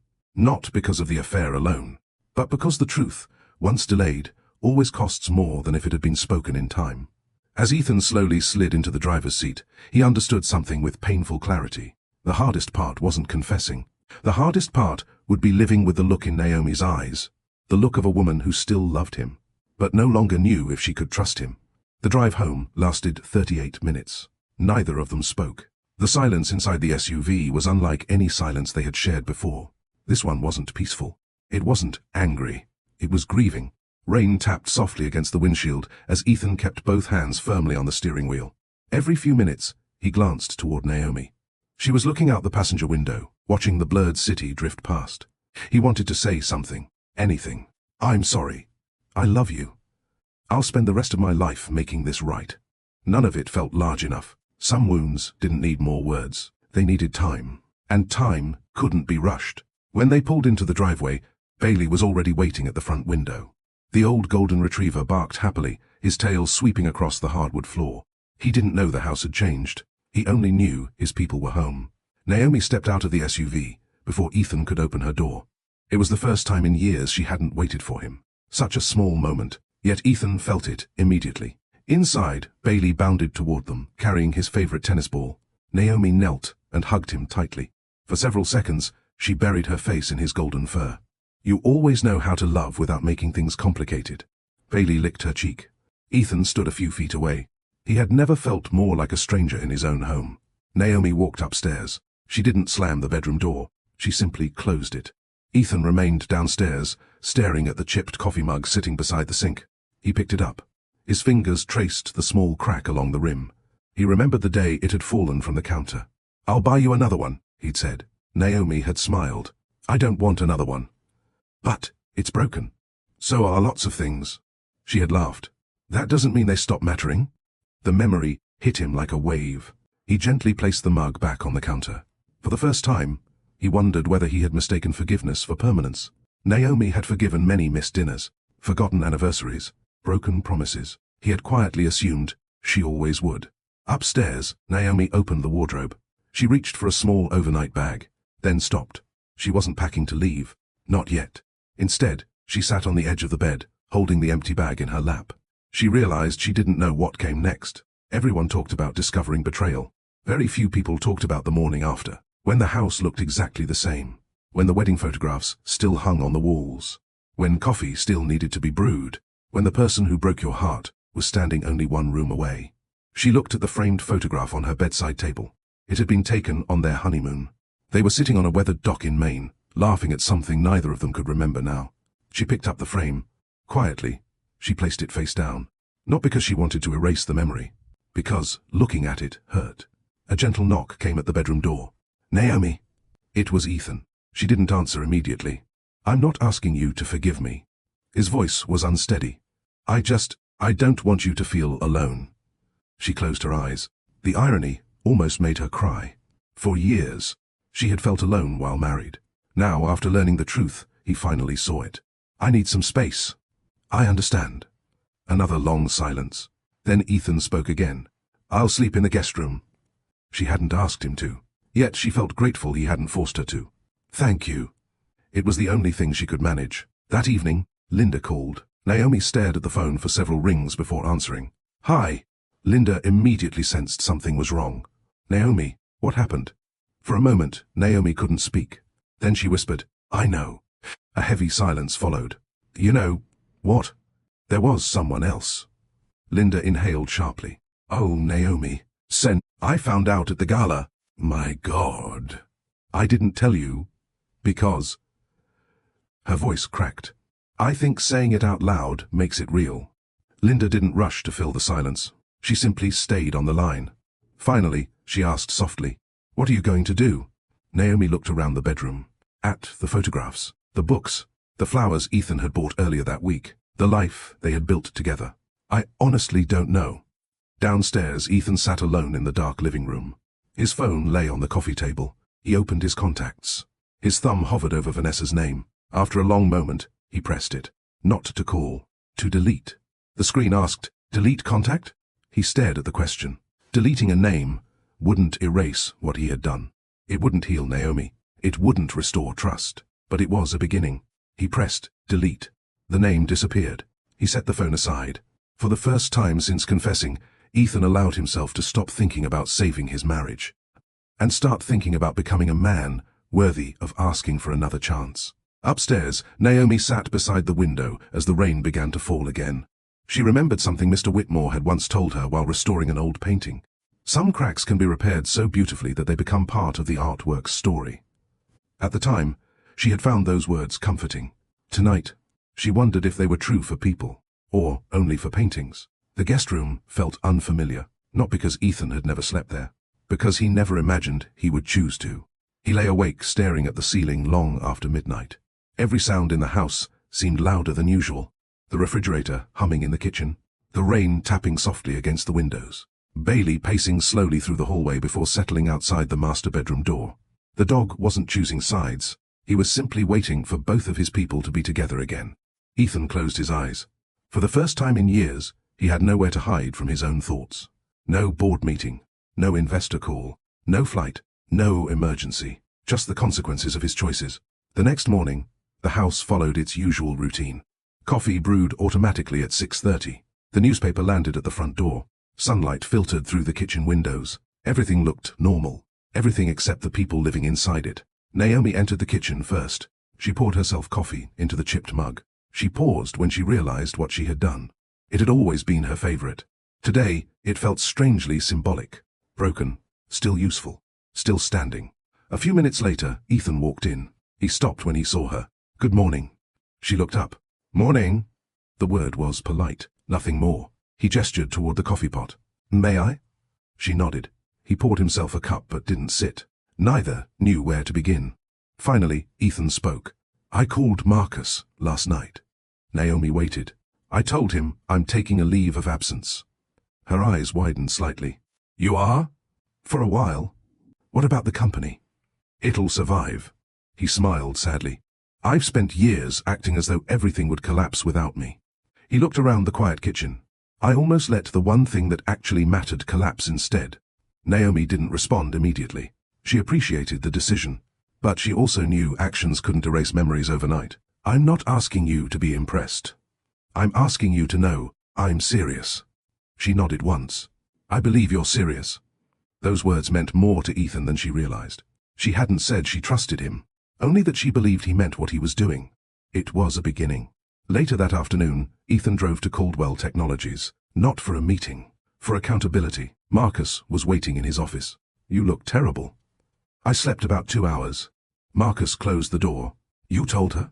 Ethan nodded. "Everything?" "As much as she asked." Marcus studied his friend carefully. "Did you tell her before she found out?" "No." Marcus sighed. "I didn't think so." Ethan lowered his head. "I kept convincing myself there'd be a better time." "There never is." "I know." Marcus walked toward the window overlooking the city. "You know what I've learned after 30 years in business?" Ethan waited. "Bad news gets more expensive the longer you finance it." He turned back. "So does dishonesty." The words settled heavily between them. Marcus wasn't judging him. He was refusing to excuse him. "You need me to cover for you?" "No." "Good." Marcus folded his arms. "Because I won't." Ethan almost smiled. "I wouldn't ask you to." Across town, Naomi returned to the museum. The familiar scent of aged paper, wood polish, and oil paint wrapped around her like an old friend. She was grateful to be somewhere that made sense. Paintings didn't lie. Damage was visible. Repair required patience. Truth always came before restoration. Mr. Whitmore looked up from his workbench. "You weren't here yesterday." "I needed a day." He nodded. "Are you all right?" She considered pretending. Instead, she quietly said, "My marriage is in trouble." He removed his glasses and set them on the table. "I'm sorry." He had an affair. The words still felt unfamiliar, as though they belonged to someone else's story. Mr. Whitmore remained silent for a long moment. Finally, he spoke. "When people bring damaged paintings to us," Naomi listened, "they usually ask the wrong question." "What question?" "Can you make it look like nothing ever happened?" He shook his head gently. "We can't." She felt tears gathering. "What can you do?" "We tell the truth." He pointed toward a restored canvas hanging nearby. "We repair what's possible. We strengthen what's weak." "But the painting always carries its history." Naomi stared at the artwork. "So do people." Mr. Whitmore smiled sadly. "Yes. And there's no shame in that." That evening, Ethan was waiting on the back porch when Naomi came home. He didn't approach her. He simply stood as she walked into the garden. The small herb bed they had planted years earlier was thriving. Basil, rosemary, mint. She knelt to remove a few weeds. Without saying a word, Ethan knelt beside her. For several minutes, they worked in silence. Finally, Naomi spoke. You never liked gardening. I still don't. She almost smiled. Then why are you here? He pulled another weed from the soil. Because you are. The answer was simple, unrehearsed, honest. Naomi looked at him for a long moment. This is what I wanted all along. He frowned. Gardening? No. She brushed dirt from her hands. This. He looked confused. You sitting beside me. Without checking your phone. Without looking at your watch. Without acting like somewhere else mattered more. Ethan felt his throat tighten. She continued softly. I wasn't asking for extraordinary things. I was asking for ordinary moments. He lowered his eyes. And I kept giving them away. Yes. The truth hurt, because it was so simple. As the sun began to set, Bailey wandered into the garden carrying the faded red ball he'd loved for years. He dropped it between them. Naomi laughed quietly. He still thinks we should play. Ethan picked up the ball. You know, he looked at Bailey. He never stopped bringing this ball. No. Even when I was too busy. Naomi nodded. He kept believing one day you'd throw it. Ethan swallowed hard. The lesson wasn't lost on him. How many times had Naomi quietly brought him opportunities to connect? A cup of coffee, a museum lecture, a shared dinner, a walk, a conversation. She had kept placing them gently at his feet, believing that one day he would choose them. Too often, he hadn't. He tossed the ball across the lawn. Bailey sprinted after it with the joy only dogs seem capable of carrying. Naomi watched him disappear into the fading light. Then she turned to Ethan. I don't know if our marriage can survive this. He nodded slowly. I know. But I do know one thing. He met her eyes. I'm no longer interested in pretending we're fine. For the first time since the confession, Naomi didn't feel like they were standing on opposite sides of the truth. They were finally standing in the same place. The damage, what came next, neither of them could yet see, but for the first time in a very long time. Neither of them was facing it alone. Healing doesn't begin the moment someone says, I'm sorry. It begins the first ordinary day, after the apology, when both people have to decide whether they will live differently than they did before. Monday arrived with quiet determination. The Caldwell house was unusually still. Ethan had nowhere to rush. For the first time in nearly 15 years, his calendar contained no meetings, no flights, and no conference calls. Only empty hours. Hours he once would have considered wasted. Now they felt like an opportunity. He found Naomi already awake, reading in the sunroom. A blanket rested across her lap, and a cup of tea steamed gently on the table beside her. She looked up as he entered. Morning. Morning. He hesitated. I was going to make breakfast. She smiled faintly. You don't have to prove anything with pancakes anymore. I know. I just thought we could eat together. She closed her book. I'd like that. There was no excitement in her voice, but there wasn't resistance either. Sometimes hope returned quietly, like sunrise, not all at once. Breakfast was simple. Toast, fresh fruit, scrambled eggs. The conversation was even simpler. How's Bailey's leg? Better. I'll take him to the vet this afternoon. Thank you.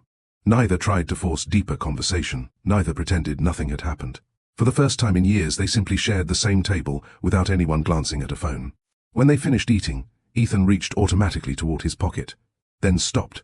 He pulled out both of his phones, the personal phone and the private business phone. He placed them on the kitchen counter. I'm changing something. Naomi looked at him curiously. What? I don't want there to be two versions of my life anymore. He powered off the private phone, then removed the SIM card. Without saying a word, he snapped it cleanly in half. Naomi watched in silence. This isn't about making a dramatic gesture, he said. It's about removing a door I should never have opened. She nodded slowly. I appreciate that. He looked at her carefully. I know appreciation isn't trust. No, it isn't. But it's something. Later that morning, Ethan drove to a quiet cafe on the other side of the city. He had asked Vanessa to meet him one final time. Not in secret. Not in a hotel. Not behind closed office doors. A public place. An honest ending. Vanessa was already seated when he arrived. She stood as he approached. You sounded serious. I am. He sat across from her. For a moment, neither spoke. Finally, Vanessa broke the silence. She knows. It wasn't a question. Yes. She lowered her eyes. I'm sorry. So am I. She folded her hands together. I never wanted to become this person. Ethan nodded. Neither did I. A waiter approached. Neither of them ordered more than coffee. The conversation wasn't meant to last long. Vanessa looked out the window. When I met you, I believed your marriage was already over. I know, you never lied about loving your wife. No, you just never talked about her. Ethan let out a slow breath. That was my failure. I created a version of my life with all the difficult parts removed. She looked back at him. And I believed it. He nodded. I'm not here to blame you. I'm here because this has to end completely. Tears filled Vanessa's eyes. I understand.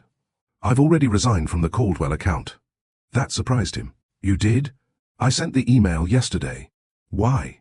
She gave a sad smile. Because every time my phone rang, hey, I hoped it was you.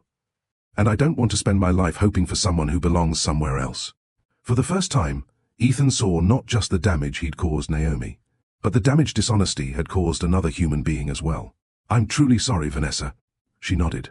I believe you. She stood, picked up her handbag, then paused. Take care of your wife. Ethan's voice caught. If she'll let me. Vanessa smiled sadly. I hope she does. Then she walked away. Neither of them looked back. That afternoon, Naomi sat with Mr. Whitmore in the restoration studio. She was carefully cleaning the edge of an old landscape painting. So, he asked gently, how are you today? She thought about the question. A little less angry, and a little more sad. He nodded knowingly. That's often how grief works. She dipped a small brush into cleaning solution. I thought once I knew the truth, I'd know exactly what to do. And? I don't. Mr. Whitmore smiled. People think forgiveness is a destination. It isn't. What is it? A path. He looked at the painting between them. Some days, you'll move forward. Some days, you'll feel like you've gone backward. Both are part of healing. Naomi absorbed his words in silence. Then she asked the question that had been sitting in her heart. Do you think trust can ever come back? Mr. Whitmore didn't answer immediately. Instead, he walked to a nearby cabinet and returned with 2 porcelain bowls. One was flawless. The other had once been shattered and carefully repaired with fine golden lines tracing every crack. Which one catches your eye? He asked. Naomi pointed to the repaired bowl. The second. Why? It has a story. He smiled. So does trust. It may never look untouched again. But that doesn't mean it can't become something beautiful. Naomi gently ran a finger along the golden repair lines. For the first time since the gala, she allowed herself to wonder not whether the marriage could go back to what it had been, but whether, one day, it could become something more honest than it had ever been before. Meanwhile, Ethan drove home with one clear realization echoing in his mind. Winning Naomi back would never be accomplished by one grand apology. It would be built, conversation by conversation, choice by choice, day by day. Exactly the way he should have been loving her all along. The hardest promises to keep are rarely made in front of other people. They are made quietly, when no one is watching, when applause is impossible, when the only person who knows whether you kept your word is you. That evening, Ethan arrived home carrying nothing in his hands, no flowers, no expensive gift, no carefully chosen piece of jewelry, just groceries. Naomi looked up from the dining table where she was sorting museum notes. You went shopping? He held up 2 paper bags with an embarrassed smile. I realized I didn't know what we actually needed. And? I called Linda. Naomi blinked. You called Linda? I told her I wanted to cook dinner. A laugh escaped Naomi before she could stop it. You asked my best friend how to grocery shop. I may have asked what brand of pasta you buy. And? Apparently, there are 12 acceptable answers, and one very wrong one. She laughed again. A real laugh. It lasted only a few seconds. But it was the first sound Ethan had heard in days that wasn't weighed down by grief. I bought the right one, he said proudly. We'll see. Dinner was far from perfect. The pasta was slightly overcooked. The sauce needed more seasoning. The garlic bread was almost burned.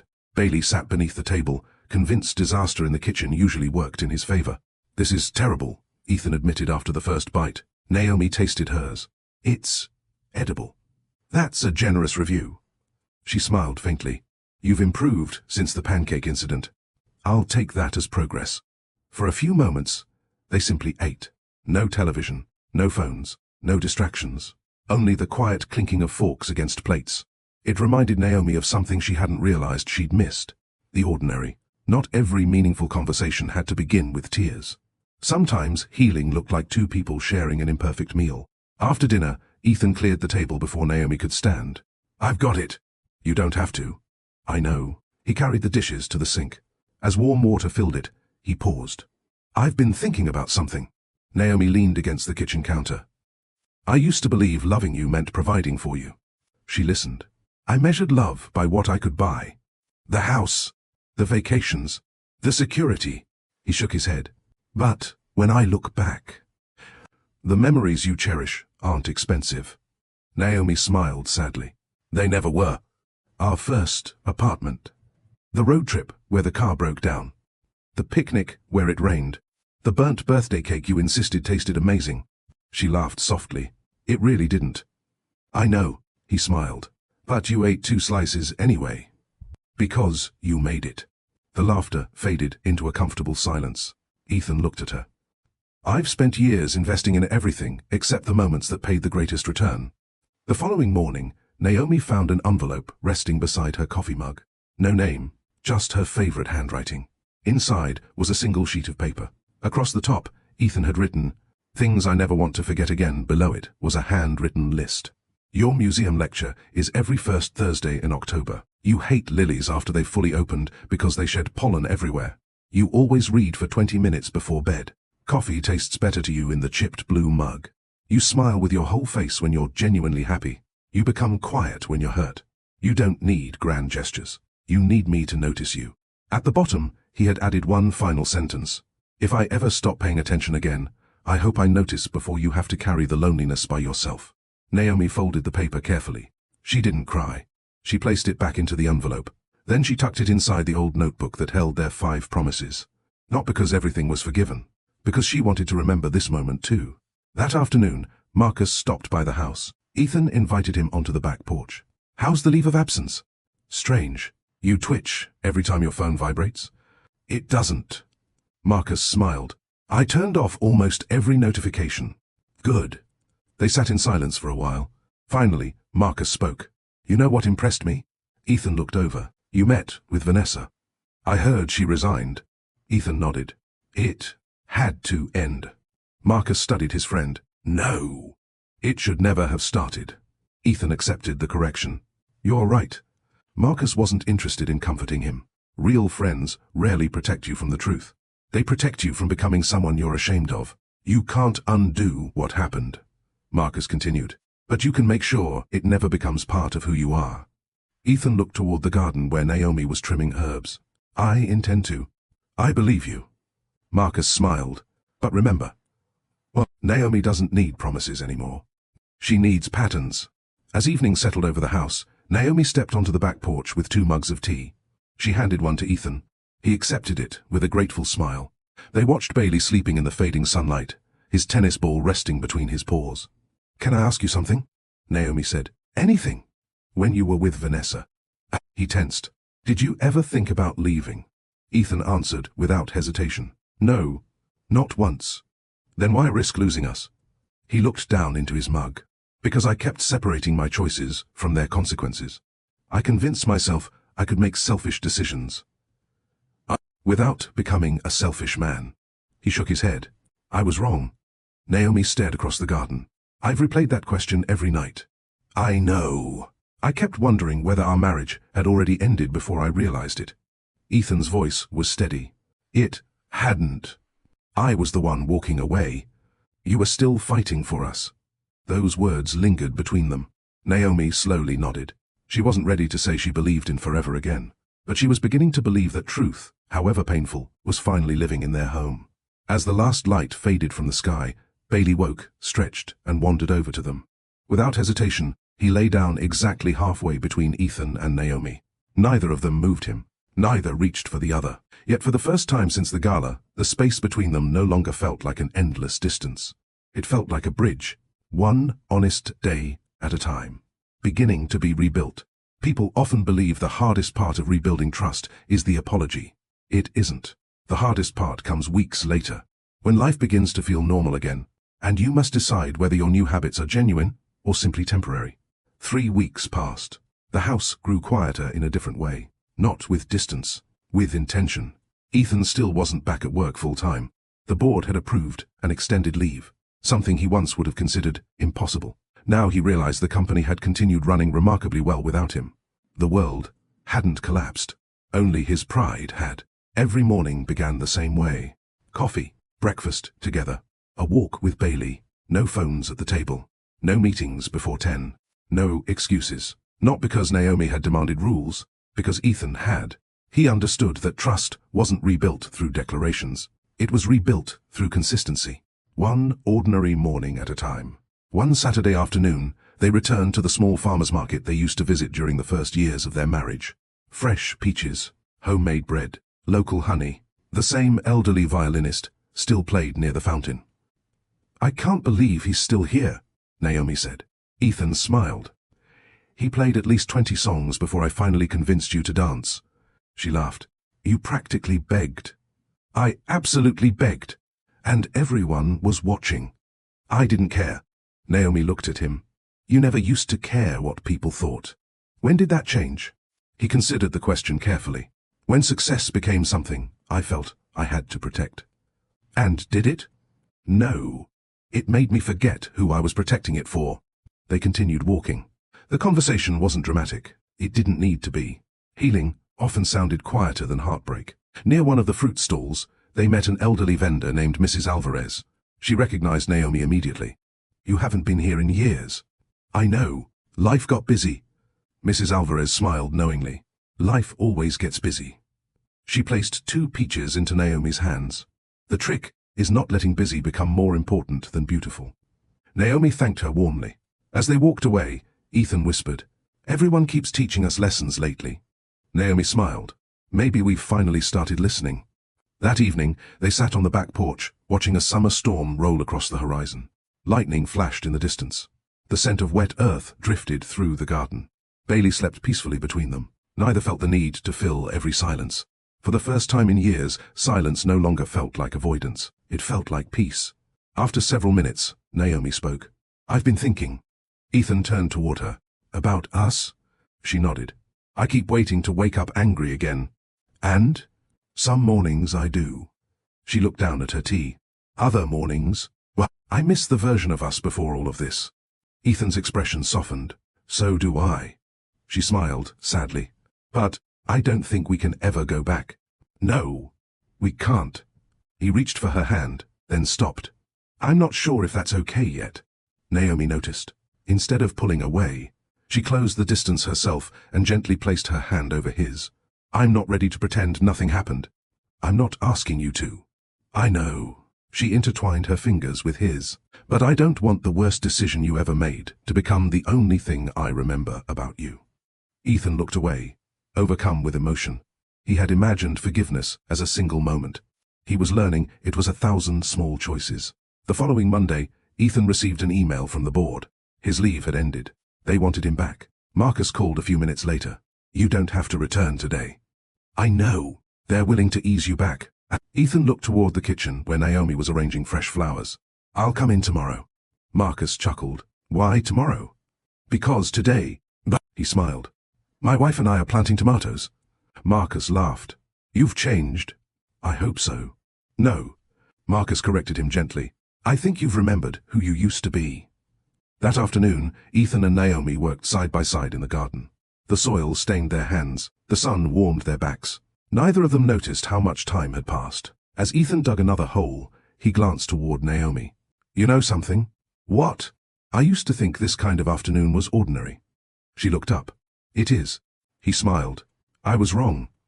She brushed dirt from her hands. "How?"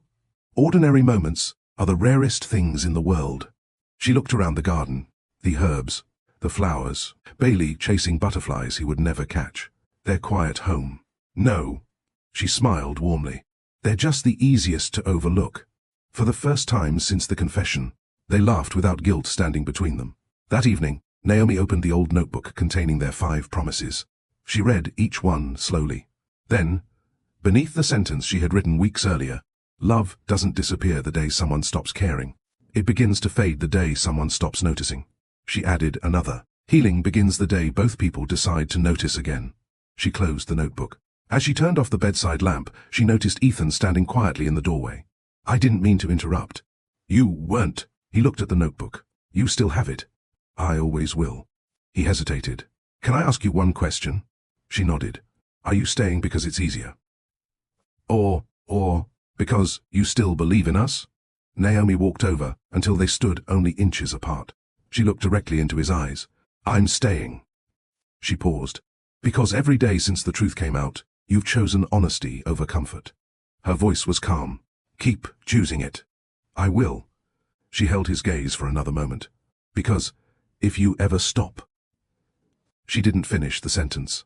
She didn't need to. For the first time, Ethan understood that trust wasn't something Naomi owed him. It was something he would have to earn. Again, tomorrow, autumn arrived quietly. The maple trees lining the street outside the Caldwell home exchanged their deep green leaves for shades of amber, crimson and gold. Naomi had always loved this season.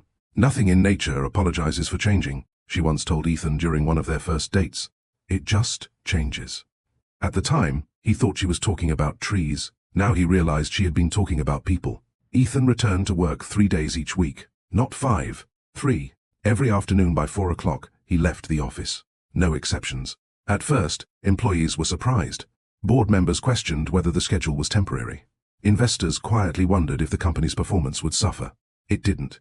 If anything, Ethan became a better leader. He stopped measuring success by the number of hours he spent at the office. He started measuring it by the quality of the decisions he made while he was there. One afternoon, a young executive knocked on his office door. Mr. Caldwell? Come in. I wanted to ask how you balance work and family. Ethan smiled sadly. I used to answer that question very differently. The young man waited. Here's what I've learned. If success costs the people waiting for you at home, it isn't success. The executive nodded thoughtfully. Thank you. As the door closed, Ethan realized he had finally become the kind of leader he wished he'd been years earlier. Not just successful, honest. Meanwhile, Naomi's newest restoration project was nearing completion. The museum had entrusted her with restoring a Civil War-era family portrait that had suffered decades of water damage. One afternoon, Linda stood beside her work table, studying the nearly finished painting. I don't know how you do it. Naomi smiled. Neither do I, some days. Linda glanced at her. How are things at home? Naomi rested her brush. They're different. In a good way? She thought carefully. They're real. Linda smiled. I'll take real over perfect. So will I. After a pause, Linda asked the question she'd been holding back for weeks. Do you trust him again? Naomi looked at the portrait. Not completely. Linda nodded. Does he know? Yes. And? He doesn't argue. He doesn't tell me to move on. He simply keeps showing up. She smiled faintly. I think that's what rebuilding trust looks like. That Friday evening, Ethan came home carrying 2 tickets. Naomi raised an eyebrow. What are those? He handed them to her. She looked down. A weekend train journey to Charleston, the city where they had celebrated their 5th wedding anniversary. The historic homes, she whispered. You remembered. I remembered because you wrote about them in your journal. She looked up sharply. You read my journal? His face immediately fell. No. I found the page you left inside the notebook by accident when I was looking for the grocery list. He smiled apologetically. I stopped reading as soon as I realized what it was. Naomi studied him for a long moment. Months earlier, she might have assumed the worst. Now, she believed him, not because trust was fully restored, because his actions had begun to match his words.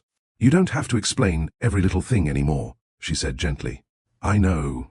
I just want you to know, I never want to hide behind half-truths again. She folded the tickets carefully. I'd like to go. The train ride south felt strangely peaceful. Neither of them rushed to fill every silence. They watched small towns pass by. Fields stretched endlessly beneath a bright blue sky. Children waved as the train crossed quiet country roads. When they arrived in Charleston, they walked hand in hand through the same historic district they had explored years earlier. Many of the old homes looked exactly the same. Others had been carefully restored. Naomi stopped in front of one particular house. I remember this one. The porch swing. Ethan smiled. You said you'd grow old there. She laughed. I also said I'd own 6 cats. You revised that dream. Thankfully, they both laughed. It felt effortless. Not because the past had disappeared, because they had stopped pretending it hadn't happened. Later that evening, they sat on the same waterfront bench where they had once watched the sunset during their anniversary trip. The ocean breeze carried the scent of salt water. Seagulls drifted overhead. Ethan broke the silence. I need to tell you something. Naomi looked at him. I've been afraid. Of what? That one day you'll wake up and realize loving me isn't worth the pain I caused. She reached for his hand. I've been afraid too. He frowned. Of what? That one day you'll stop trying because you think we've made enough progress. He shook his head immediately. I won't. I know. She smiled. And that's why I'm still here. They sat quietly, watching the sun sink below the horizon. After several minutes, Naomi spoke again. I don't think our marriage survived because we were strong. Ethan listened. I think it survived because we finally became honest. A tear rolled down his cheek. I should have told you the truth the moment I crossed that line. I was selfish. Yes. I don't expect you to ever forget. She squeezed his hand gently. I won't. He lowered his head. I know, but forgetting isn't the goal. He looked back at her. What is? She smiled through tears. Learning. The last rays of sunlight disappeared beyond the water. For a long moment, neither of them spoke. They didn't need to. Some conversations are too important for words. As they stood to leave, Ethan noticed a small brass plaque mounted beside the walkway. It read, Historic landmarks are preserved not because they were never damaged, but because someone believed they were worth restoring. He looked at Naomi. She had already noticed it too. Their eyes met. Neither said a word. They simply smiled. Because, for the first time in a very long time, they both understood exactly what it meant. The hardest chapter of their marriage wasn't the affair. It wasn't even the confession. It was the daily decision to choose truth over comfort. Again, and again, and again. That decision would never end, but neither, they hoped, would love. People often ask what saved a marriage. They expect the answer to be a grand apology, a dramatic reunion, a single, unforgettable moment. But if Naomi had learned anything, it was this. A marriage is rarely saved in one day. It is saved in hundreds of ordinary days, when two people decide not to waste another chance to love each other well. Winter arrived gently. The first snow dusted the sidewalks outside the Caldwell home, turning the garden into a quiet blanket of white. Bailey stood at the back door, staring at the unfamiliar landscape with cautious curiosity. Naomi laughed. Go on. The old golden retriever stepped into the snow, lifted one paw, then another, looking thoroughly offended by the cold. Ethan burst into laughter. I think he's filing a formal complaint. Bailey looked back at them, as if asking why they had allowed this strange white substance to cover his yard. For a moment, the house echoed with uncomplicated joy. Naomi looked at Ethan. It struck her that they had laughed more during the past few months than they had during the previous 3 years. Not because life had become easier, because neither of them was pretending anymore. Life had settled into a new rhythm. Every Wednesday evening was reserved for dinner together. Every Saturday morning belonged to coffee, pancakes, and a walk with Bailey. The phones stayed in a basket by the front door during meals. Work still mattered. The museum still mattered. But they no longer mattered more than the people waiting at home. The routine seemed ordinary. That was exactly why they protected them. One afternoon, Naomi received unexpected news. The museum board had nominated her to become director of conservation. It was a position she had quietly dreamed about for years. Linda hugged her tightly. I knew this day would come. Naomi smiled, overwhelmed. I wasn't expecting it. You earned it. Mr. Whitmore, now preparing for retirement, walked over with his familiar gentle smile. I've been waiting to hear those words for a long time. She looked at him in surprise. You knew? I recommended you 6 months ago. You never told me. He chuckled. Some things are better discovered than promised. Naomi embraced him. Thank you. No. He shook his head. Thank you. You reminded me that restoration isn't just about preserving paintings. It's about believing broken things still have purpose. Those words stayed with her all afternoon. That evening, Ethan was waiting in the driveway when she arrived home. He immediately noticed the expression on her face. Good news? She smiled. I got the promotion. Before she could say another word, Ethan wrapped her in a hug. Not a polite embrace, a joyful one. I'm so proud of you. She laughed into his shoulder. I haven't even told you what the position is. I don't care. He stepped back, smiling. Whatever it is. You deserve it. She studied his face carefully. There wasn't the slightest hint of competition. No concern about schedules. No conversation about how her promotion might affect his calendar. Only pride. Pure pride. Months earlier, she might have wondered whether he was simply trying to repair the damage he had caused. Now she recognized something different. He genuinely celebrated her happiness. It wasn't an obligation, it was love. A week later, the museum hosted a small ceremony honoring Mr. Whitmore's retirement.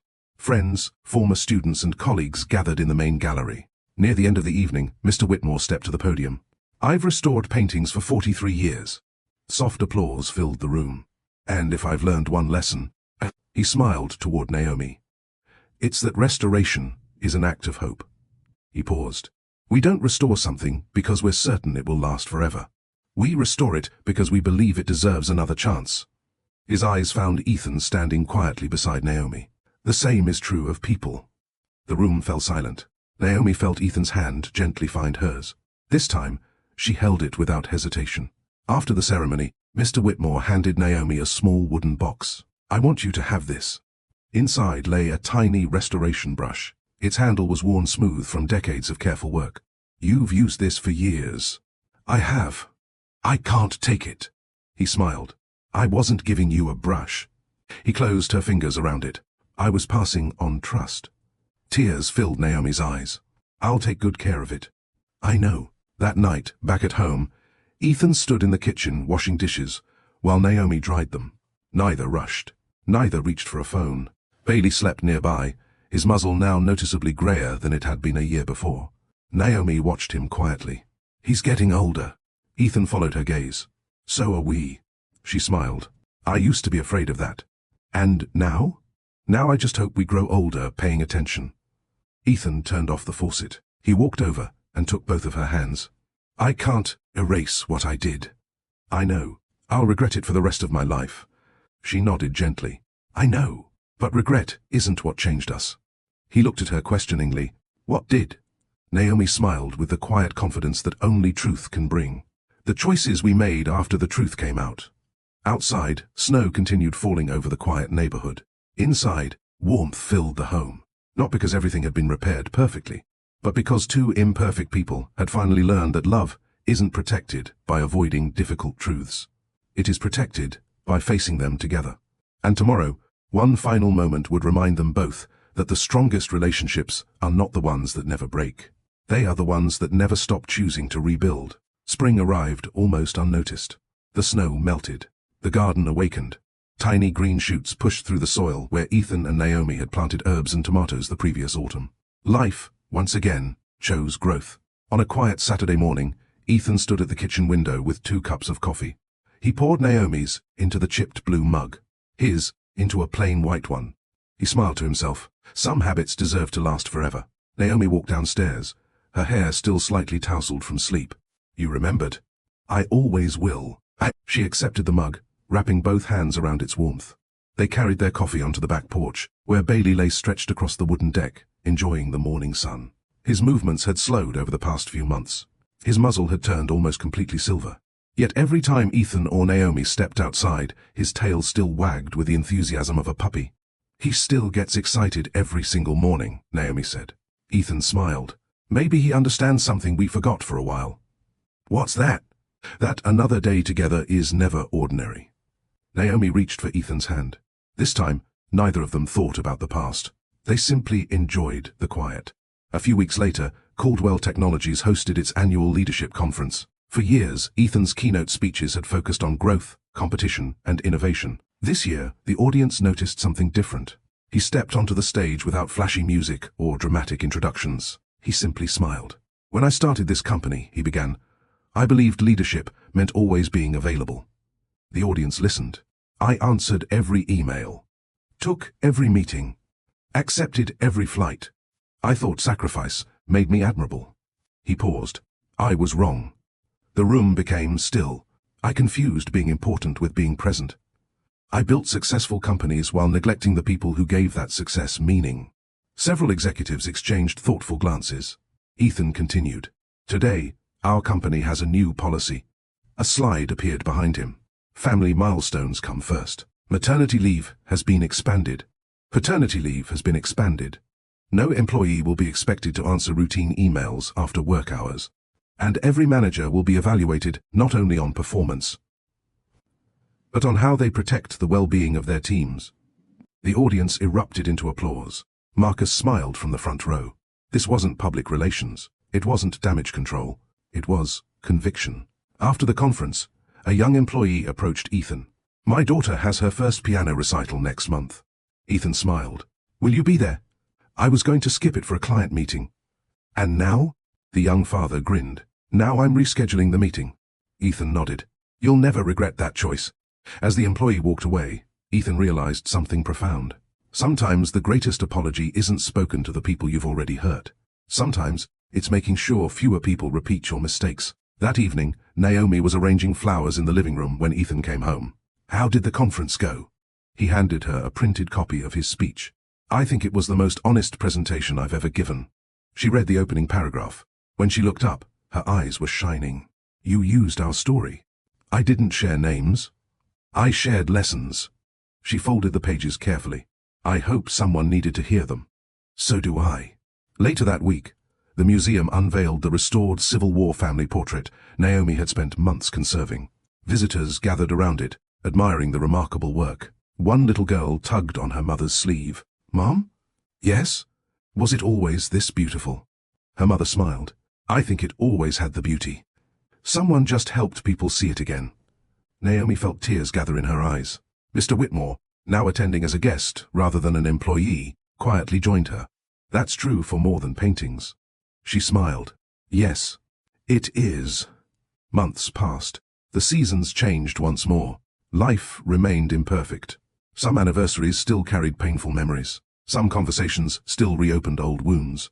Trust continued to heal slowly. But every difficult day was met with honesty instead of avoidance. Every misunderstanding became a conversation instead of silence. Every ordinary morning became another opportunity to choose each other again. One evening, Naomi opened the notebook containing the 5 promises. The pages had become worn with time. She smiled as she read them one last time. Then, beneath everything she had written over the past year, she added a final sentence. "Love survives not because two people never fail each other, but because they refuse to stop telling each other the truth." She closed the notebook gently. Ethan, standing in the doorway, noticed the peaceful expression on her face. "What are you smiling about?" She walked over to him. "Our story." He looked surprised. "Our story?" She nodded. "It isn't the story I thought we'd have." "No, it isn't. But it's honest." He wrapped his arms around her. "Thank you." She looked up. "For what?" "For giving me the chance to become the man I should have been all along." Naomi rested her head against his shoulder. "You became that man. Not because you asked for another chance, but because you chose to earn it." Outside, Bailey barked happily from the garden, chasing a butterfly with the same determination he had shown chasing tennis balls years before. Ethan and Naomi stepped onto the porch together. The evening sun painted the sky in shades of gold and amber. The herb garden flourished. The tomatoes they had planted together hung ripe on the vines. The chipped blue mug sat on the porch table beside 2 empty coffee cups. Naomi picked it up and traced the familiar crack with her thumb. Ethan smiled. "You were right all those years ago." "About what?" She looked at him. He gently touched the small chip along its rim. "Imperfect things can still be worth keeping." Naomi smiled. "So can imperfect people." They stood there, hand in hand as the sun slowly disappeared beyond the horizon. No promises were made. None were needed. Because the greatest promise had already become part of the way they lived. To notice, to listen, to tell the truth, to choose each other, not just in extraordinary moments, but in the ordinary ones that quietly shape a lifetime. And perhaps that is the greatest lesson love can ever teach. A relationship is not defined by the worst mistake one person makes. It is defined by what both people choose to build after the truth has been spoken. If this story touched your heart, remember this. Love isn't tested on the easy days. It's tested on the days when telling the truth is difficult, forgiveness feels impossible, and walking away seems easier than rebuilding. Now we'd love to hear from you. Do you think Naomi made the right decision by giving Ethan another chance? Or would you have made a different choice? Share your thoughts in the comments. Your story and perspective may encourage someone who is facing a difficult season in their own relationship. If you enjoyed this journey, please like this video, subscribe to Love Stories by Mr. Johnson, and turn on the notification bell so you never miss our next heartfelt story filled with love, life lessons, and unforgettable characters. Until next time, remember, the strongest relationships aren't the ones without cracks. They're the ones where two people choose honesty, respect, and each other every single day.